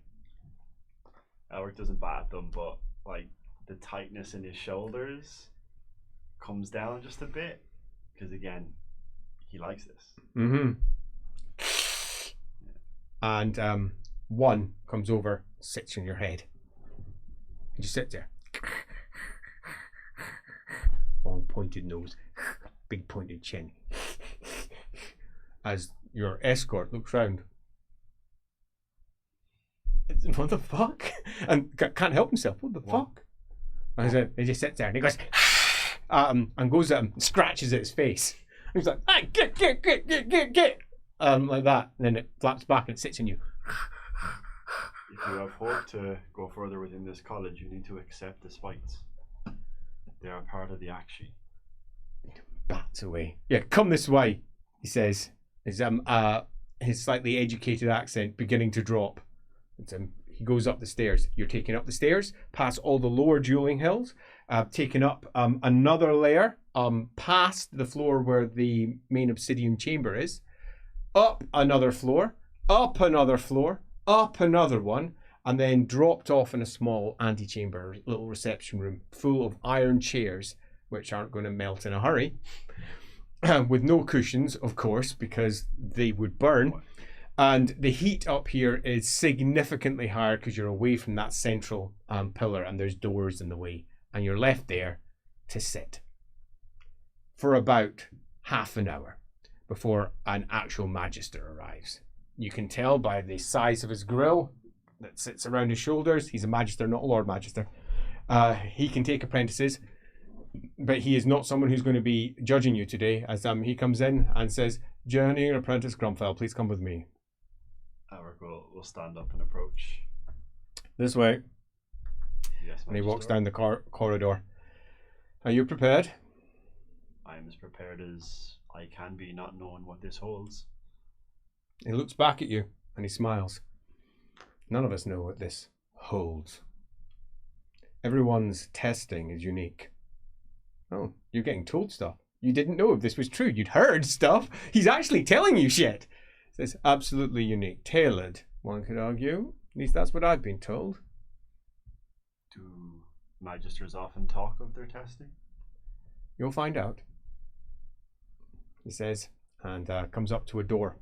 big brass-lined door with a huge key symbols wrapped into it 1,000 times. And he bang, bang, bang with his metal shod staff with its golden eagle at the top of it. Bang, bang, bang.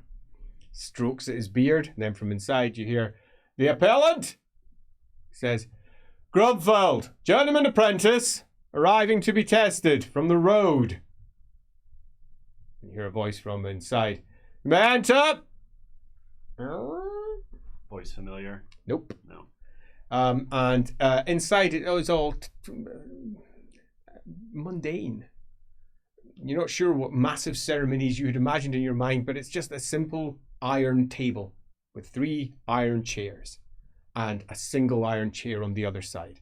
The room itself is unlit, made of the black stone, the granite that most of the college is, with the red veins running through parts of it. Some of the stones are ruddy colour, but this is definitely the black red veined granite. And as you enter, candles pop on all around the walls as they light up. Were they sitting in darkness waiting for you? Sitting down, white-bearded, bald-headed Matrius Siegfried has somehow got up here. Wizards. His hand stuck inside the folds of a robe you've never seen the like of before in the Bright College. They're generally always wearing their uniforms for going to war. This is a red robe with 2 big key symbols sitting on it. On the other side is Tuberman, all hunched up and round, one clawed hand sitting up, wearing the same robes, but he's got key symbols sitting on with locks to either side on his shoulders. Sort of his shoulders. Yeah. It's not sitting properly. How did he get up here? Yeah, quite. How did he get here? Must have been carried. The third of them, who's sitting in the centre, you've never seen before in your life. You have no idea who this is in the slightest. He's sitting like so. 3 men. Brilliant. As he looks up at you, he's got a fanned beard and a pair of spiked up, flared, let's say, flamey-like hair. It almost looks like a piece, given it's so perfect, with a bald head in the middle, with a big key symbol in the middle of that glows with its own light. He's the one who stands up first and allowing you to see the entirety as he unfolds of his robe, and it has the words Akshi written very clearly on the back, and underneath that, Hruin. As he stands and he says, "Sit." Elrick will approach the solitary chair and flip it around and sit on the AC Slater start. As you sit down, and he sits down and goes, takes out a scroll. "Journeyman apprentice Elrick Grumfeld of the Bright Order, you come forth, having gathered the 6th key, the wheel key, the channeling key, the key of destruction, and of course, the law key. According to our traditions, you have successfully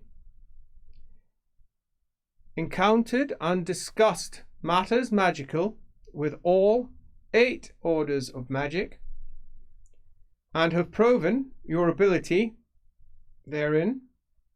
You have shown that you are a skilled channeler of the red wind of magic,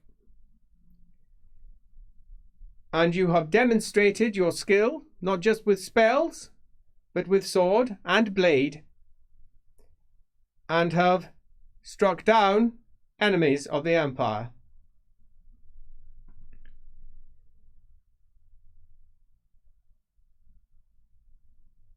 When he looks over, Lord Magister Tuberman? Yes, he says. I'd like you to spin me a simple flow, he says. You want it to be no wider than your thumbnail, and I want it to strike. And a gem clatters onto the table A red ruby, sizable. Strike the center of that. Clear, true, and do not let it pass beyond. Channeling test. Elrick will glance at his thumbnail first, just so he knows the width of it. What kind of condition is this under? Okay, Stressful? yeah. Yes, and this is a difficulty. No, this is just a difficulty 2-1, so it's a neat test. You need 2 successes. Cool. 6 successes. Oh, sweet! As you channel a very thin flow, you can feel it trying to slip free from your grasp, and you remember, you don't grab, you push.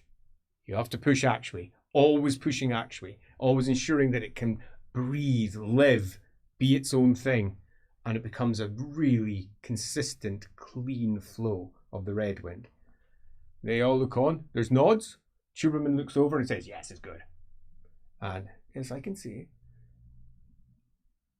the gem begins to glow red, and it then bursts into flame. Very good. Puts out his hand, picks it up, holds it. That's the central wizard. Places it on the rune of actuary on his head. Looks slightly silly. You can't deny it. Looks a bit silly. And then places it down in front of him. Good. And then he looks in. According to this, you killed a minion of the Lord of Plagues upon the roads. And I have here a letter from the state armies of Ostland saying that you performed admirably, facing off against beastmen of the forest. Enemies of the Empire, yes. Do you agree that these letters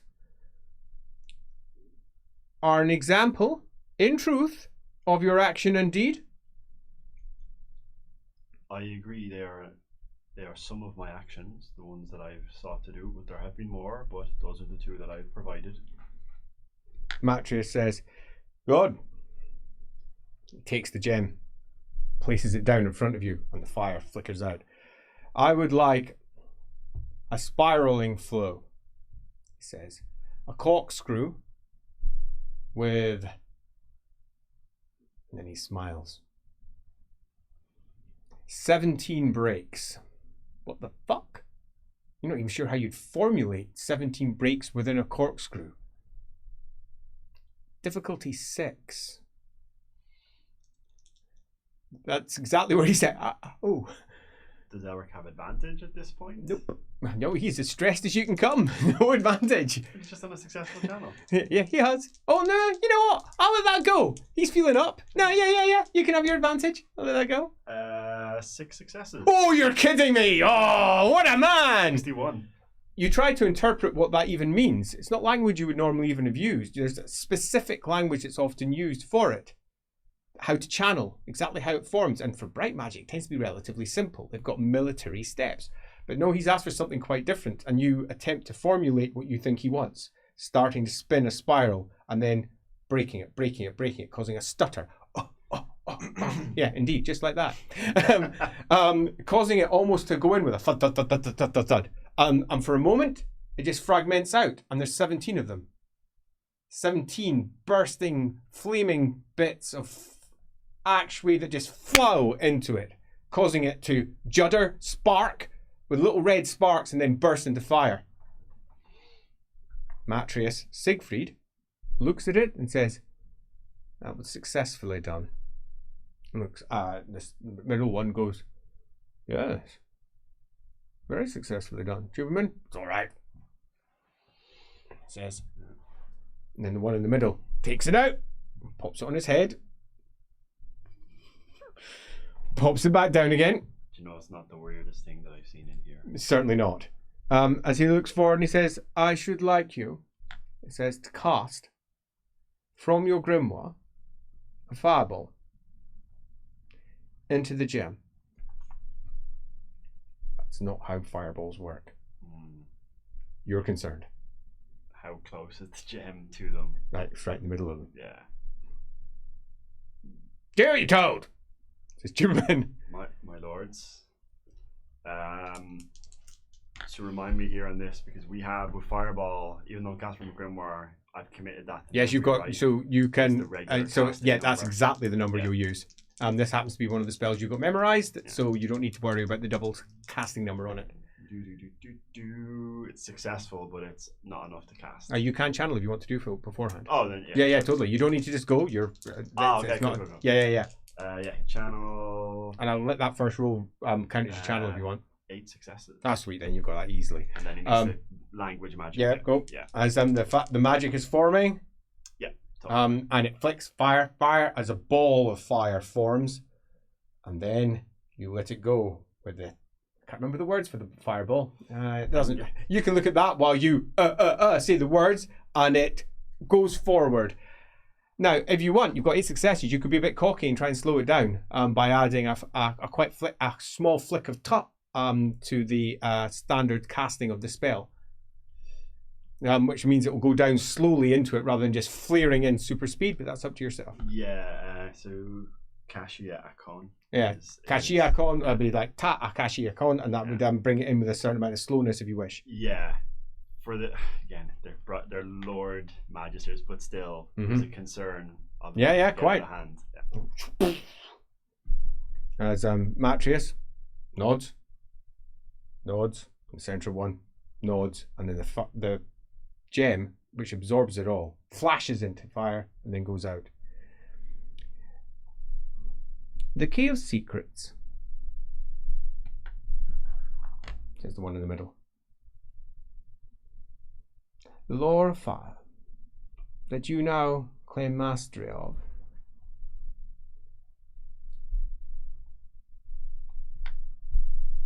How do you intend to use it in the service of the Empire?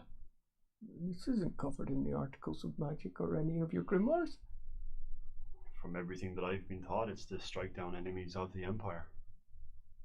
And who defines what is an enemy, apprentice? Is that not the Emperor? Strictly, or magic?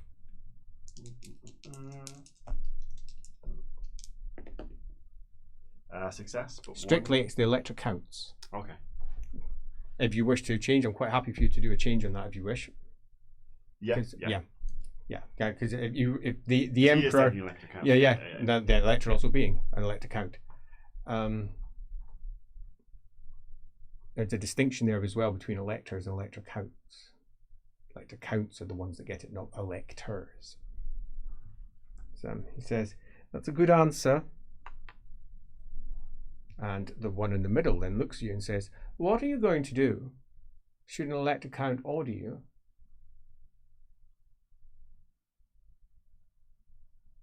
to strike down another citizen of the Empire? Tuberman literally frowns. I would have to understand the order before committing any such action. For a citizen of the Empire could be a mutant, although apparently that's okay now. Or they could be decreed a heretic.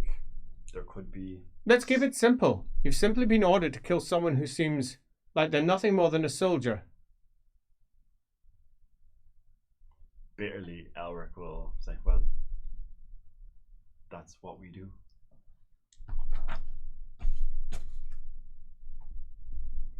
Tuberman says, it's a shroud. Says, this is nothing more. Look, you're just meant to come in here, demonstrate that you can do everything, which you've done with all your bloody paperwork. Oh, fuck off, get out. And we have more that we need to discuss. Now you can fucking fuck off, get. You have not done what you said you do. Get out now, out. He says, as Matrius goes like that. He just nods at you and says, yeah, you probably better leave. Yeah. And he said, I will not be silenced. You bloody well be silenced. He never introduced himself, did he? No, he did not. Yeah. Elrick's out. Out on the outside. The Magister's sitting on the outside. I hope that went well. And then you hear from the outside, you bloody shut up! Oh dear. As it shuts. I think I passed. I need to take you back to the contemplation chamber. Come this way. They appear to be arguing. Politics are dangerous just now. I can't see why they're arguing about you, though. Maybe it's the journeying thing. Who can say? They wouldn't say it to me. You get left in there for 2 hours before Matrius comes through. leaving you by yourself for that entire time in this hot little antechamber. He comes in, he sits down. So he broke protocol. And he did so on purpose so that you'd fail. There was supposed to be a variety of questions testing your knowledge of magic. What you had learned on the road. What you had learned in the service of the Empire, of the state armies. It's mostly protocol only. None of the questions are difficult. It's nothing more than a ceremonial, let us say, question and answer session, where you are then ceremonially provided with your license of magic. That didn't occur, however, he says, because he chose to disrupt it. But Tuberman apparently doesn't care, and his master of apprentices has overridden the situation and has hand-drafted an Article 7, which is effectively field promotion, although we're strictly not in the field. License. He says, and he pulls out, this is your license of magic. Well, holy shit, you've got your own license of magic. give it a quick one over. Now you feel a little bit like that apprentice earlier. And there it is, all the articles of magic listed out, exactly how you have to respond as a wizard of the Empire. And at the bottom, quite clearly your name. And underneath that, you think it's supposed to say Tuberman. Yeah, nailed it. And you can feel the burning actually in it. The whole thing. This will not burn. This will not decay. This will not go anywhere. Safely took it away and ask, but so who was the third? Oh, you don't really want to know, he says, because the more you know, the more you'll be embroiled with the politics. And as far as I know from your character, you like to avoid that. Have you changed your mind now that you've been journeying? You're a different man to the man I knew. That much is certain. And he sits back. You used to be stubborn, bloody-minded. And he smiles. I quite liked you. You really, really annoyed Tuberman. He did not like your desire to protect others, constantly trying to get others to get out of the college before you did. He didn't like it. He used to call you names, often to your face. But he also admired it. That's why he did this.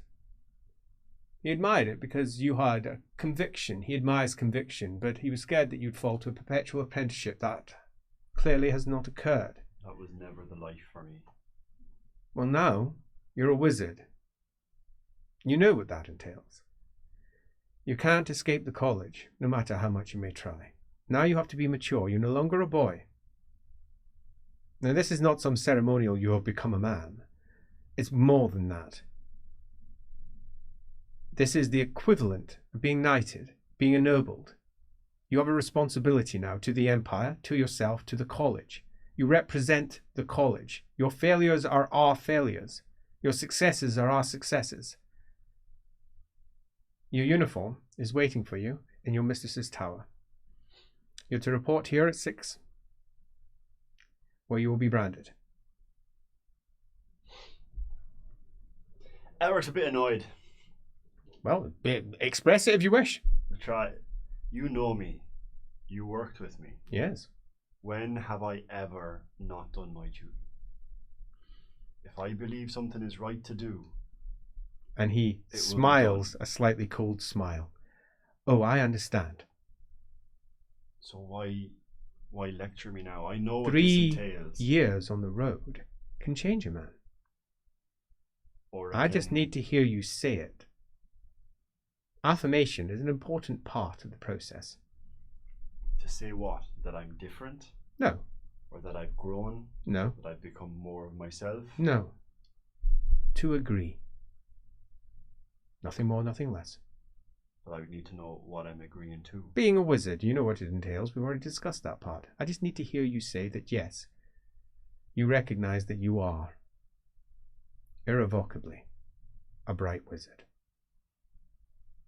I understand what my duty is. And I will do it. I would like to hear you say that you assent and agree.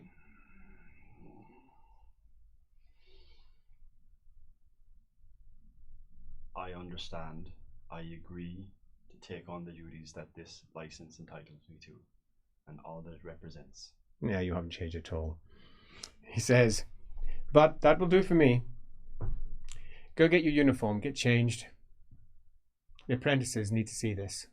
You represent something to them, you realise that? I don't want to be a symbol. You are a symbol. Don't be a child. You're not a child anymore. You represent the possibility of them being able to leave the college earlier. You represent the possibility of journeying. You have proven that a wizard can leave of the Bright Order and safely return. Not wanting to be that symbol is childish, and you have just discarded that. You're now a wizard. It's not just that I don't want it for myself. Having grown up with some of these apprentices and jeweled with them, some of them aren't fit for the outside world. No, you're right. They won't be allowed out until they are fit. But that doesn't mean they don't have hope, and that hope will make them work harder. You represent a great deal of that hope. Wear it with pride. Well, there's one thing that this place could do with is more hope. One thing that this place could do with is less pride. He says, make your way over to your uniform. Report in at 6 for your branding. 6 bell. even? Okay, so how long was the testing roughly? Hardly any time at all. It was only about 10 minutes. Okay, cool. They did not finish it. They didn't do it properly. And apparently they just gave you it anyway. So we're like a bell until 6. Yeah, about that. More than enough time to go try on it's a proper uniform. You get the whole grill. Oh, they're good as well. Your arms are bare. Ooh, doesn't like that. Your arms are bare. That's a thing. A loose coat, buttons that flame across to either side and button down the front. It flares out into a skirt at the bottom with trews underneath that. Big thick boots with flames at the top of them. The neck of it flames up, and of course the big metal grill that sits around it, upon which you can place fires if you wish to ensure that you always have actually at all times. You'll have to light it and tend it and do whatever else you want to do with it. Other people think that's crazy, insane, dangerous. You think that is useful. Yeah. It's just basically useful. Always having fire at hand that you can just draw on and throw out. Wow. That's far better than the little symbolic flame symbols that you used to have sitting on your two shoulders. This is, you could, it flares up. He is quite concerned about how he's going to get around in forests. So he has to always identify himself as a wizard, but does he have to be in full uniform at all Full times? is a debatable point, but uniform, yes. Yeah. So identifiable, yeah. Right, but it doesn't have to have the grill on. You don't need to have the grill on. Yeah. As long as you're wearing your uniform, you're fine. Sure. And yeah, that could cause problems in certain environments. And yes, you can just take it off, slap it in the backpack, or just sit there. Hey, so comfortable in the boots, definitely. He's a wizard. He's a wizard. Half an hour later, there comes a knock on the door, and it just opens straight up. Ramron Grumfeld. It's dark hair and a smile. He says, "I've got to take you out tonight." He says, "You don't have a choice." Well, Master, okay. I'm not your master. Right. He says, "You're a magister. Is it not interchangeable?" "I do care." He says, "Look, we're here. You've passed your wizard. Call me Ramron, at least for the moment. And when tonight, you're about to see some things that you probably don't want to see, so you're going to have to anyway. Shit's hitting the fan. Everything's going up. Everything's going wrong. And there's been a meeting called to try and do something about it. Our meeting." He says, "So I'll see you at the 8th bell at the base of this tower, and we'll get out of this place. I believe you're about to get branding." I am. Hurts like a bastard. You ready for it? He looks out. He's got a tree up there. "If you want," he says, "you can make requests. They don't always take them. Depends how well you did. I hear it didn't go so well." I don't know. It probably could have gone better. I Well, was sent out. Depends who's doing the branding, I suppose. But if you've got any request, you've got about, I'd say half a bell to think about what you want. When he said meeting, Elrick's heard of, the bigger bright one, but Is he getting a sense he means a different meeting? Probably yes. Yeah. Oh. Okay. 8 bell here. No, base of the tower. Base of the tower. He says, see you then. He wasn't wrong. Coming into the room where they do the branding, you can feel the heat already, and it's so much hotter than the rest it causes you to sweat. That's rare. Wow, that's rare. You haven't sweat pretty much the entire time you've been out of college. And in the center, there's a pile of what appears to be coals, but you know they're not coals. They're flashing bright with actually. The place has got little spites sitting in the coals, rolling around in it, quite enjoying them. A couple sitting at the side, basking with their feet in their hands. On the inside, there is 3 perpetual apprentices. They're the ones who are going to be doing the branding. And cut a long story short, you can, to a degree, influence this if you've got any preference for a core central image to either side. This is where you go from the simple arcane runes that you currently have. I believe some of them are covered in the scald that you've got in that part. Right. Indeed. And they take up the rest of your arm up to there, and they will both there'll be a motif at the top of each shoulder. And often that can be chosen by the wizard at hand, and they're more than happy to do so because you represent something to many of their apprentices. They're more than happy for you to pick for either side. You don't need to decide just now if you want to have a think about it, but if you've got an idea, slap it out now. I think something to do with the freedom, the getting out. So whether that's a bird, I like that. Something like that. Perhaps a griffin to go a little bit more imperial. No. that wouldn't be his choice. No, I get that. Yeah, I'll come back. Have a wee think on that, and then we can organise and maybe do a nice picture of what his tattoos look like. That's always fun. The uniform that you've got is bare of arms so that they can be out. If they're covered, you don't get the bonus for having your brands, but once you've got your brands, if you have any source of fire in the surrounding area, whenever you channel, they automatically burn up, giving you +1 on your channeling. So yeah, bonus, but you need to have a source of empirical fire in the local area for that to occur, which is why they almost always have them burning away. Because they can just at any moment start channeling, it all burns up. They've got a bit of extra channeling and the extra channeling for the fire. They're already in a better place. They're starting at basically +2 in all the rolls before they even start going. Nice! You're a proper wizard now. Yeah! Yeah! It's gonna go on fire everywhere. Yeah! I'm gonna go and burn Altdorf down! Murder the whole part. I mean, maybe not. The college itself is basically a rubbernecking environment for everyone else whenever you pass by. All the apprentices are looking your way, and the wizards are also to a degree looking your way. Gorman isn't in the building. Neither is Hans Feuerbach, and that's probably for the best, because you get a feeling that there might be a mighty scalding coming from somewhere. Not scolding, maybe a scalding.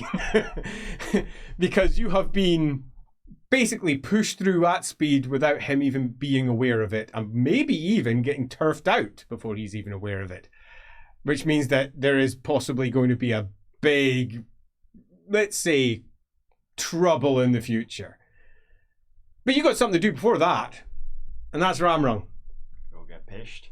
As he says, I've got a coach waiting for us on the outside. He says, where is it that we're going?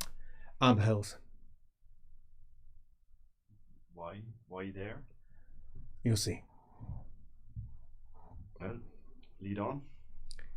And you go out, past the porter, out through the big brass gates. Leave all that burning, shimmering thing behind you as they break through the tear, and it all just vanishes. And it's just that slight smoke rising from all the dusty, ashen ruins. He hops up into the coach, leaves it open.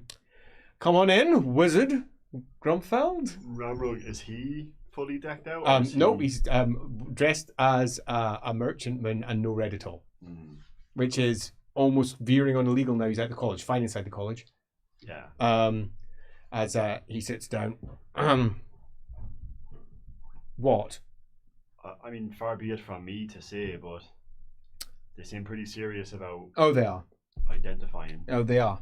I'm with you. I'll be fine, he says, as he takes out some parchment, quill, lays it out as the coach moves off and starts writing down. And he writes down, we can't talk here. Wait. Then puts it down, leaving you to sit in silence for almost 2 hours. As eventually the coach makes its way all the way down to the south, over several bridges, further down south, past a host of what effectively are the equivalent of Empire factories down by that part of the river. Past down all that, past the drudgery there, past the Griffin Gate, the gate with the main road that leads off to Null. Then winding along a bunch of roads through some forest and then going up into the hills where it then stops. And he gets out. All right, we're off to see the family. I had thought as much. Yeah, I thought you might have. He says, you're a wizard now, so you can't get out of this. Family meeting. Says, Who's there? Oh, well, we'll find out when we get there. Whoever can come. I was told to bring anyone, and you're anyone, I'm sorry to say. Maven. Congratulations, come on. Oh, she won't be there. Okay. No. This is a college matter. She's outside the colleges mostly. I mean, she's officially a part of it, but when was the last time anyone saw her attending anything to do with the colleges? No. We won't be saying her. When's the last time that she wasn't involved in something? Well, yes, but it's always at a distance, you know? You know what she's like. So you go walking through the undercover, the trees, the rocks, and you can feel the disturbances around you. Something different about this place. It's colder, it's wilder, it's harsher. As he then stops and channels a small amount of jade magic down a very thin stream, causing a small bursting of flowers right where he goes from the slightly cold earth, and he goes, in reverence to the mother, in reverence to the mother. And as he does so, a tree bursts up, forms into an arch. Let's go. Elrick will take his boots off, Mm-hmm. and yeah, he'll walk through the crate. On the other side, he takes his boots off. I've not done this in a while. Ahead of you are roots, just sprawling off in different directions, and he leads you down really big, thick roots. It's all blackness between the roots and distant echoes of something. You get led down for about half an hour into this dark, rooty area, this between place, and eventually stop in what looks almost like the bole of a tree, but laid on its back. And he hops into it and sits in there. Now we wait. You've been here? No. No, I didn't think you would have. I thought maybe Maven, grandmother, might have taken you there. What's your relation to her? I believe she's my great-grandmother. She's my grandmother. So, I've got to ask, because I've been dying to ask ever since you first came to the college. There was this rumour going around that they thought that you were Lugan. And this is why I don't want Maven to be where I am.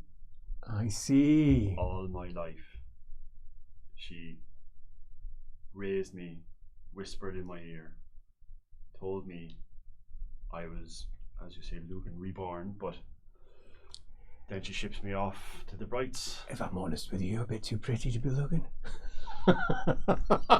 You're far too pretty to be Lugan. Why does everyone keep saying that? Do I need to scar myself up? I mean, if you want to, we could have put brands on your face. I mean, I imagine they'd have loved that. Maybe that to your mistress. Maybe it's a line thing. Well, I don't see what my physical appearance has to do with anything. Well, if you don't know what your physical appearance has to do with anything, you've got a lot of interesting things to learn, my boy. I wonder how long they're going to be. And you hear, not too long, as pop. Dark-haired man in his mid-20s, perhaps, drops down, wearing green top to toe, as his bare feet, almost black with dirt stick out in front of him. He sits down and goes, "Whoa, Ramrung, who is this?" Is this a new face? Look at you, you're in uniform. He's in uniform. I'm in uniform too. Who are you? I wasn't supposed to. Well, I wasn't aware I was coming here, but I'm Elrick Gwenfeld. Logan. No, I said Elrick. So Ramrung, where? He says, Ramrung goes, so this is Talther. Talther. Who's your ma again? And he goes, Doctor? Obviously. Of course. Doctor. Oh, Son of Doctor. Daughter of Maven. so you're my uncle? Who's your ma? Kira. Never. Kira? How is she? I've not seen her for maybe 10 years. I've not seen her for maybe 6. Can you all shut up with all this family nonsense? Comes a voice from the side.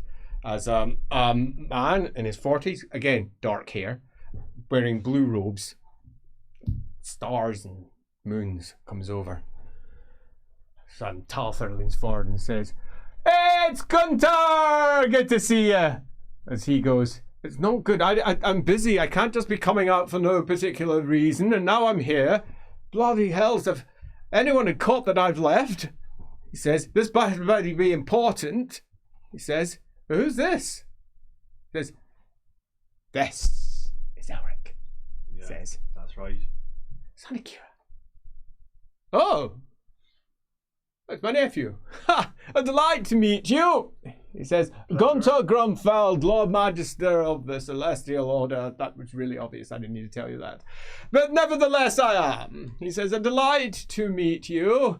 Your uniform is very clean." He says, "I've never... You must have very officious, young man." "He's just..." Says Ramrod. "Oh, you never have?" Slowly, painfully rub the brands. I gained my license today. Today? He says, "How marvellous. How was that? How does it work with your college?" "Badly," says Ramrod. "Oh, right. Did not go so well." "Do you know why we're here? Talther, you always know what's going on. Has mother said anything?" As he goes, No, nothing at all. I've literally no idea why I'm here." And he goes, "Well, that's not so good. Family meeting. It's going to be that. It's going to be the business, isn't it?" As Ramrung says, "There's no point in trying to beat around the bush. It's obviously going to be the Emperor and what he's doing and everything else. I don't like the idea that we have to make a family decision about what we're doing, though. Well, we might find ourselves on a different side of exactly the same force," says Talther. "And that's... I'm not going to be firing anything at any of my family. We're going to have to come up with something. It makes sense that we talk now before it gets bad." "Oh dear, I hadn't even thought of that." "Bloody blue!" He says, "You're meant to look into the future." He says, "Well, yes, I suppose." And hello, comes a call. "You've rained, so good to see you. Hi. So comes a woman whose voice sounds far younger than she looks. She's all grey hair, leaves all the way through it. Her dress doesn't cover her. She'd make the Navy proud. As she slips down and plumps her big dirty feet sitting in front of her and goes, "So why is Mother called this?" "It's not Mother," says Talther. "Please say no." "It wasn't Mother?" "Totally Mother. I mean, who else is going to call us?" "Who's this?" She says, "This is Elrick, isn't it?" "Oh, I heard what happened with you. Maven's a bitch, isn't she?" That is one thing that I can fully agree on. Did you hear what she did to him? Talther goes, "Well, not really." He says, "She made him a perfect bright wizard." "Well, that sounds shit," he says. Ramrung says, I don't think that's an entirely fair estimation. I don't think so either. Maybe they're not that bad. I've always found her very reasonable. No, she's a bitch. It was shit. Can you please get the noise down? No. As another comes over, a woman in a long white dress, gold filigree work around the edges up there, a square symbol, a triangle symbol, and then a host of swirling shapes leading into a tree beneath that.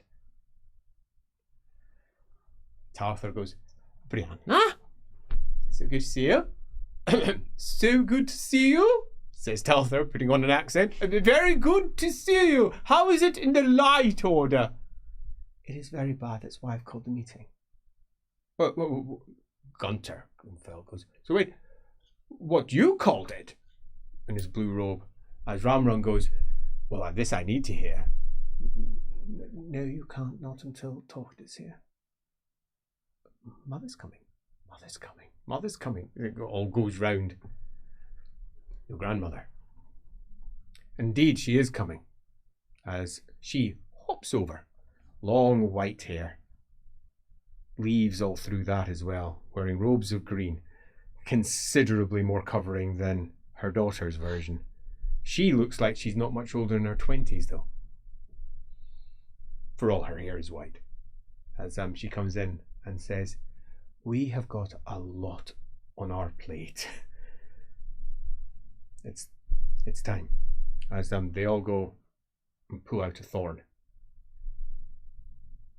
and plunge it into their thumb. As Tochter passes a thorn over to you. By the blood in the thorn. And she squeezes droplets of blood into the bowl of the wood. Cool. And they all go, by the blood in the thorn, by the blood in the thorn, by the blood in the thorn. As they all do the same. You're doing the same, I trust? Aye, by the blood and thorn. And it causes small flowers to spread out. And Gyron pulses, pulses, and pulses. It's been so long since you've been awash with Gyron. It's almost like coming home. And all the little forest spirits start dragging around the edge. Green, blue, purple. Noses, fat, round, small, creepy. Some of them hissing. Others giggling away. Some curling up into the lap of others. Others poking, tugging at the edge. Uniform, new. One of them's sick in it. Great. Thanks. Spirit shit. That's just what we needed. And you feel the thrum of Gyron as everything falls quiet. And you didn't realize just how much noise was coming from the nothing that lay in between. It was a hollow whispering wind, perhaps, or a voice, and it's now gone. As the woman in white goes, I'm Brianna Grumfeld, and I bring dire tidings to the moot. Tochter says, you may speak. As you know, I have been tasked to infiltrate the Eternal Library at the Light College. It's in Karaberg, and I've found out what it is for. And that is why I have called this meeting. Well, we have other matters that we need to consider, says Tochter. But we'll listen to this first, unless anyone has any other disagreements. Talther says, I do, says, because I've no desire to be left here again. So can we just table right at the beginning that Tochter goes last? She says, be quiet, Talther. Sorry, Ma, but you left me. Shh, this is important. I have no idea what's going on.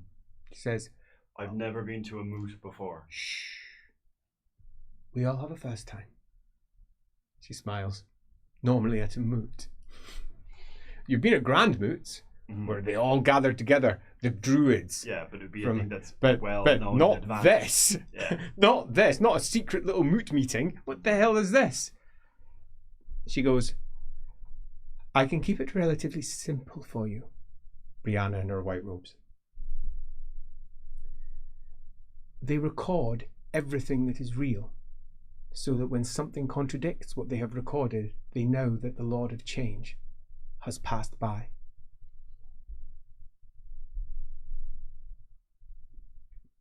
That's not what we expected, says Doctor. It's not what I expected, but I've just been granted access to the inner chambers, and the inner chambers are just records. Shelves and shelves of records. Hair colours, eye colours, heights. And the records are destroyed when the mortals concerned die, because they're no longer of any use. And they're constantly updating. So they're just taking a census. It amounts to that, but it's more than a census. It also details places, peoples, populations, numbers, families. It sounds like a census, says Doctor. It's more though. It's how big trees are, how big stones are, how many there are in a particular area, how many stones might be in a stone circle if they've encountered it. It's just a record of everything that they know about the real world. And I've been there now for 2 months. You're telling me that there's changes? No, it's worse. How could it be worse, says Doctor. I was in there and I took a complete record of a family that I had been dining with in a restaurant. I took their names, I noted their heights, I took it back, I marked it into the record, and I was in there 3 days ago and the record has been amended. What do you mean? It's not my writing. Talther goes, well, that's bad.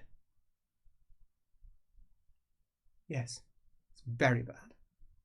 I don't understand. Why is it bad? Because their records are changing and someone's covering it up.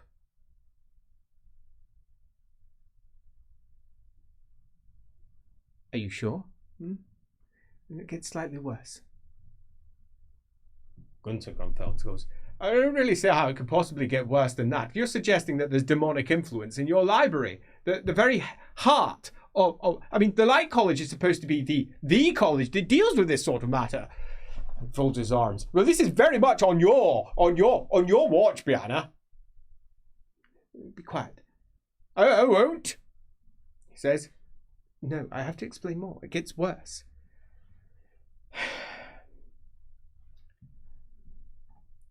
The record had changed, meaning that someone had gone in, clearly the record had changed, they changed it so it went back to what I had originally recorded.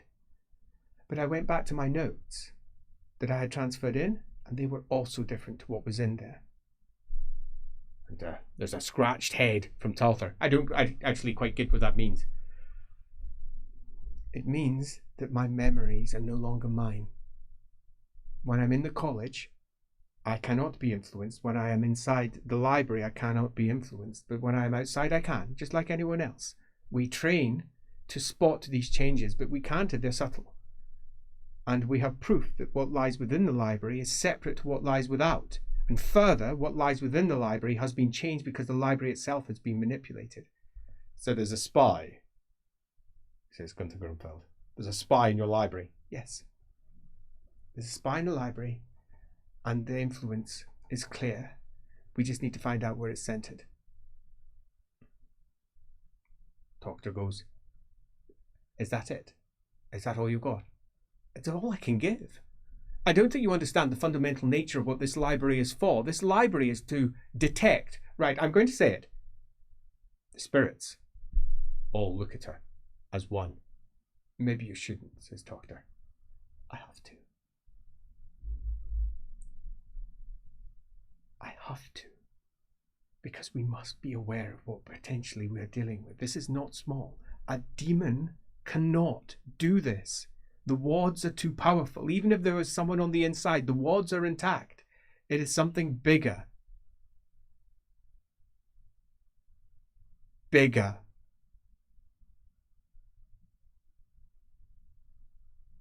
Talther's face falls. The grin that's perpetually sitting there has just vanished. Gunther says, well, I'll say it then.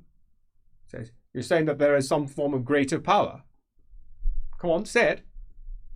She nods. Quite beyond any of us to take, to deal with.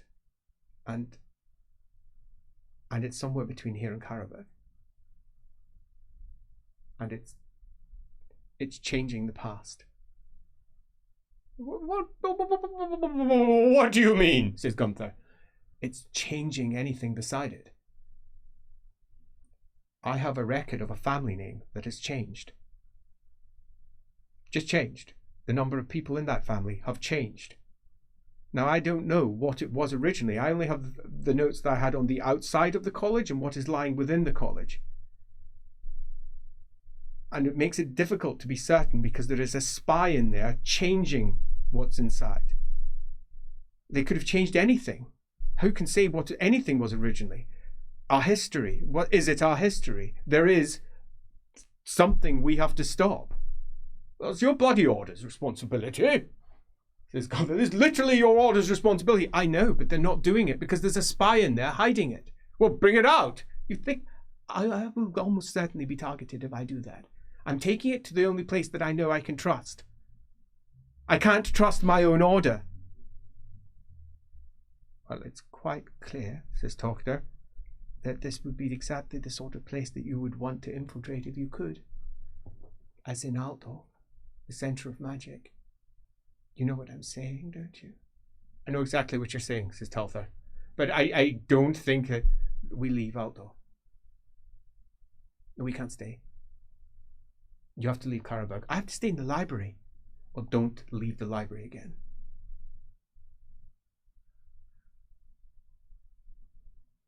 I'll spread out the word when I get back to the college. The entire family stays out of Altdorf, she says.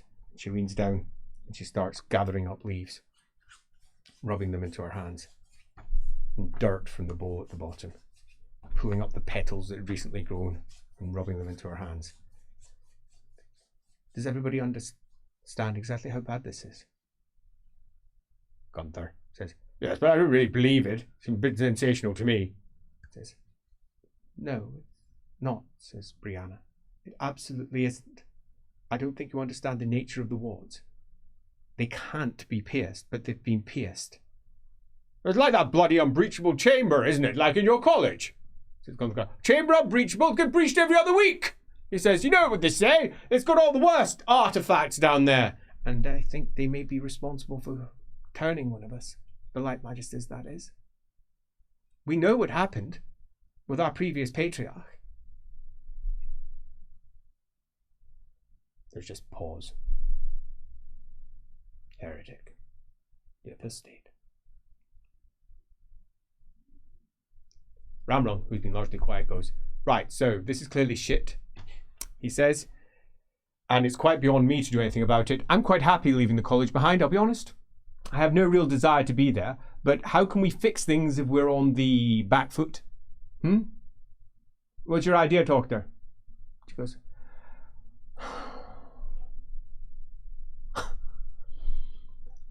well, I think I'll retreat to the woods. I'll gather the families there. Talther, you're going to have to look after the college. I'm not looking after the college. He says, no, we'll leave that to Arberg. She can deal with it. That's our job. Yes, I suppose. And I feel very old.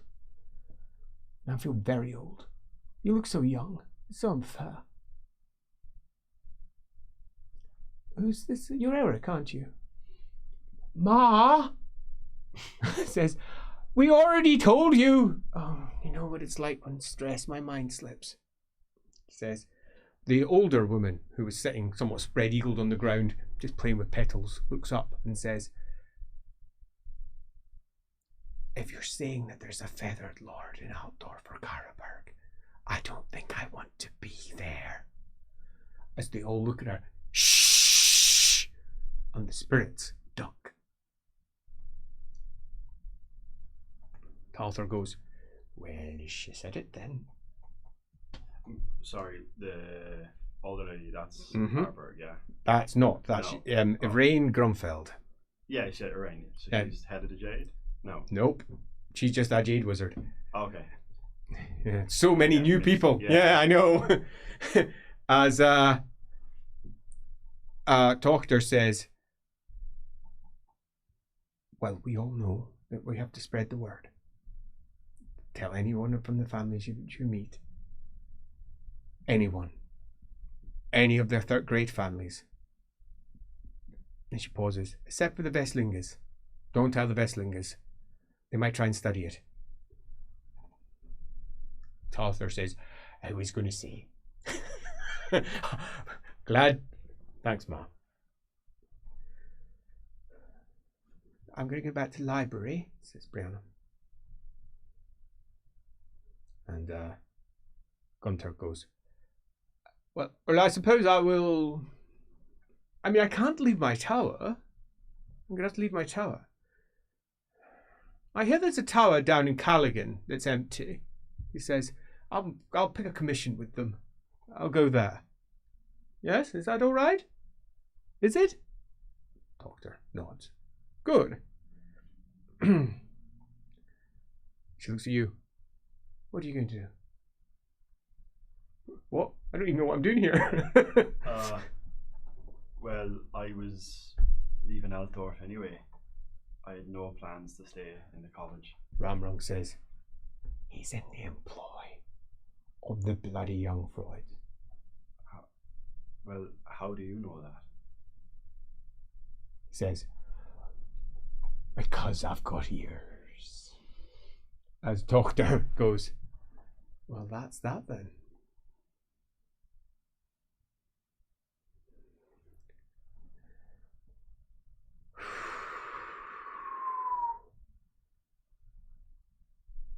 Do you think it wants war? If that's what we're heading towards. As Brianna says, stop. Never try to guess. Ever. That is where it wins. Never guess. You just have to do what's right. What's in front of you. Nothing more. Yes, but no buts. I'm in the Light Order. I understand this. Stop it immediately, all of you. Do not try to understand what is happening. You can't allow it to infiltrate our minds. You can't allow it to influence what we do. We will hear signs. We will hear prophecies. We will hear the words of mystical might. Be aware that they are all to its design, even if they are not. Everything that lies before you has been orchestrated. Your job is to be the point of chaos in the order. That's heretical, says Doctor. No, it's not heretical. It's what it wants us to think is heretical. We have to somehow break the pattern. We cannot allow the great architect to win. You have a certainty that I do not share. He says, well, I'm a light magister. As you know, Mother. You cast me here. This is what you get. My advice, and you will listen to it. Well, says Gunther Grunfeld, puts his hands on his blue robes and says, I think I have had quite enough. He says, this sounds horrible. As Doctor says, we'll send out word in a few weeks if we learn anything. If you learn anything, send word to, as Brianna says, send word to me, Karaberg. It won't reach you. It might be influencing the area. No, we need to send word to the south, far away from it. As Gunther says, I have some friends in Nuln who could easily receive mail. Better. At least it's far away. Makes sense of what's happening with the Emperor, though, says Gunther Grunfeld. I mean, he could just be caught up in a storm of awfulness. No idea of what he's doing, as much as we would never have known if it hadn't been for Brianna.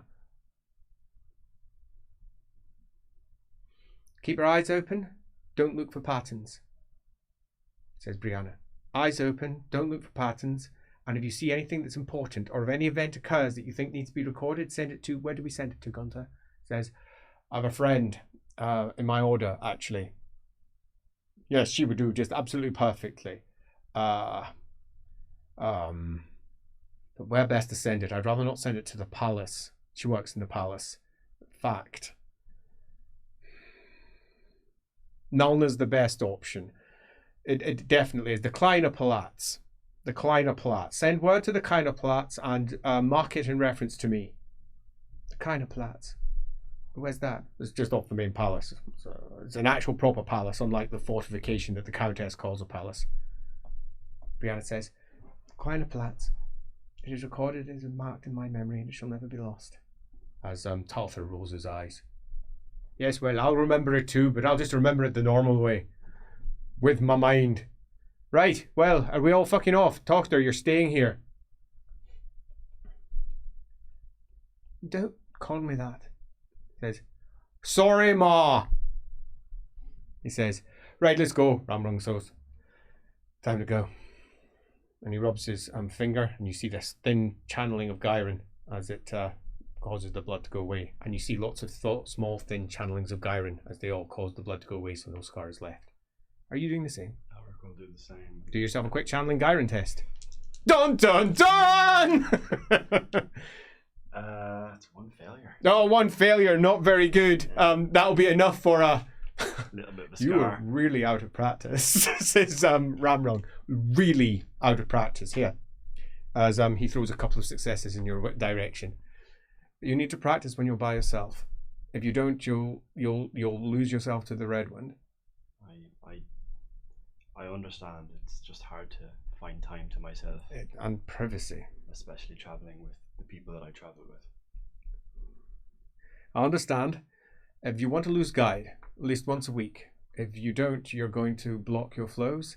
And then, I'm sorry to say it, and as blunt as I can be about this, you'll need to fuck them open. It's the only way you'll get enough life magic into you again to properly open those flows back up. So, effectively, be careful, I suppose. He says, let's go along these routes. Routing. How appropriate. You come out, but when you come out, almost a day has passed. And you will arrive back at the barge at around about the 6th bell in your full uniform the following day. This barge is due to leave tomorrow morning, maybe? So you've arrived in time, which is good, but you didn't expect the time loss. No. Yeah, but it's come. Ramrung will probably see you to the outskirts of the city, but not right over into the Rexport. And we'll coach you over to there, leave you to walk the rest of the way. And he'll pay. Of course. Okay, good. To which he will say, right, if you need anything, I will be in Callaghan. Do you know what Callaghan is? I probably don't. No. He says, Callaghan is on the River Bergen, between the cities of Carraburg and the town of Weisbruck. It's a very important city in the Princedom of Altdorf. I'm sure I can get employed there without too much difficulty. I see no reason why I shouldn't join Gunter. If we're working together, we might work better. It's sort of equidistant between Carraburg and Altdorf, far enough away that hopefully we'll be able to watch. If it becomes difficult, obviously if you're on the road, we won't know where you are, but we'll have word in where you're most likely to pass through in, say, 3 weeks' time, 4 weeks' time. Where is it that the party is heading again? You're currently heading down towards Bergenhafen. Towards Bergenhafen? Yeah. So, you'll relate, yeah. Well, I know Bergenhafen quite well. I'll leave word in the Temple of Bergenauer. There's no priest there who will pry too much, and I will leave it by the main shrine. Nobody touches anything in there. They're very spiritual in that place. You can leave all sorts of messages there. I've used it before. I will mark it in the sheaves of wheat. Okay. I'll have that left there. So there's check there, but that won't be for at least 2 weeks, perhaps. Do you need anything? It looks like I could do with some coin. Cheeky bastard. I spent the last of my shillings getting a... Says, let me just... Last of your shillings? Well, you're a magister now. You should be getting a full magisterial stipend from your employer. I hope that'll be the case. I think I'll be getting a credit note.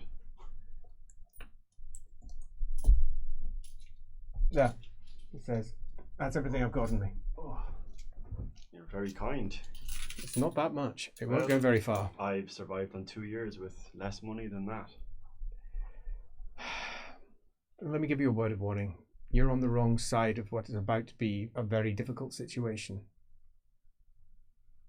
The Emperor the Prince of Altdorf, is calling in the Magisters, which means that he is gearing up for what he believes is going to be a war, which means he's probably going to declare House Jungfreud heretic. And this is the man who Yes, I has know. also declared mutants. I know. But he's the elector count. Which means if he calls, he will be able to override your orders. If he calls you. Unless, and I can't believe I'm going to say this, unless you can convince the Jungfreuds or whomever you're with to get the support of another elector count. Other than that, you're on the Emperor's side whether you want to be or not. It sounds like a good idea. I don't know if it does, because then It we're sounds now... like a plausible idea. means we're going to end up splitting into factions. And then we're going to have to work either side to try and make sure that they don't turn to bloodshed. Is that not what we do? But I'd rather not do it against you. Because that's what it's going to become. Wizard against wizard. Depending on the side that they're on. I do not have any desire to be involved in any civil issue, which is why I'm going to Callaghan. I don't know if you know much about the politics, but Callaghan... House Halskrug, there's rules there. They believe they should be the princes of Altdorf. They used to be the emperors. And they were before Magnus came along. They carry a burden of, let's say they're disgruntled. I think I would rather be on that side than the alternative. They will support the emperor right until the day that they can no longer support the emperor. I don't know where this is all going, but I do know that I don't like the idea that the Magisters are being called. Oh, it's good to... It's quite possible I might not reach Callaghan. I'm actually thinking of just running. If I get to Callaghan and get employed by... if I can persuade them to employ me, then it doesn't matter what the college orders. Good luck. Good luck to you too. You're a wizard now. You bear equal responsibility to this that I do. Your family will probably call you again. Be careful. It's very possible that you may be deceived about something given what we're potentially up against. Don't tell anyone. They won't recognize or understand the dangers that's involved, and the more that know about it, the more that you are bending to its will. But is there anyone to not trust in the family? Well, that's for us to find out. Any suspicions? None. At least. Tarth is an arse. I don't think that's enough to warrant that suspicion. Isn't it? All right, young man, get yourself on the road and go and stop a war or something. Well, I'll do my best, and I'll do the right thing, whatever that may be. Well, we'll all try and do the same. Walk in her footsteps. And he rubs his thumb. Repeat the gesture. Tile protects. And you return back to the barge. Ooh, I set it on fire. You can set it on fire now! Legally! Legally! And that ends our side episode with Elrick, who has found himself in quite the trouble, having become a wizard. Yay! Having goal achieved. found out that perhaps there is some sort of demonic influence in the capital. Yeah, whatever. But at least the wizards are aware of it. But it appears to be only the Grumfells. Yeah. But at least someone is. And yes, for those of you who may be a little surprised, our Bright Wizard also channels green magic. Is that not normal?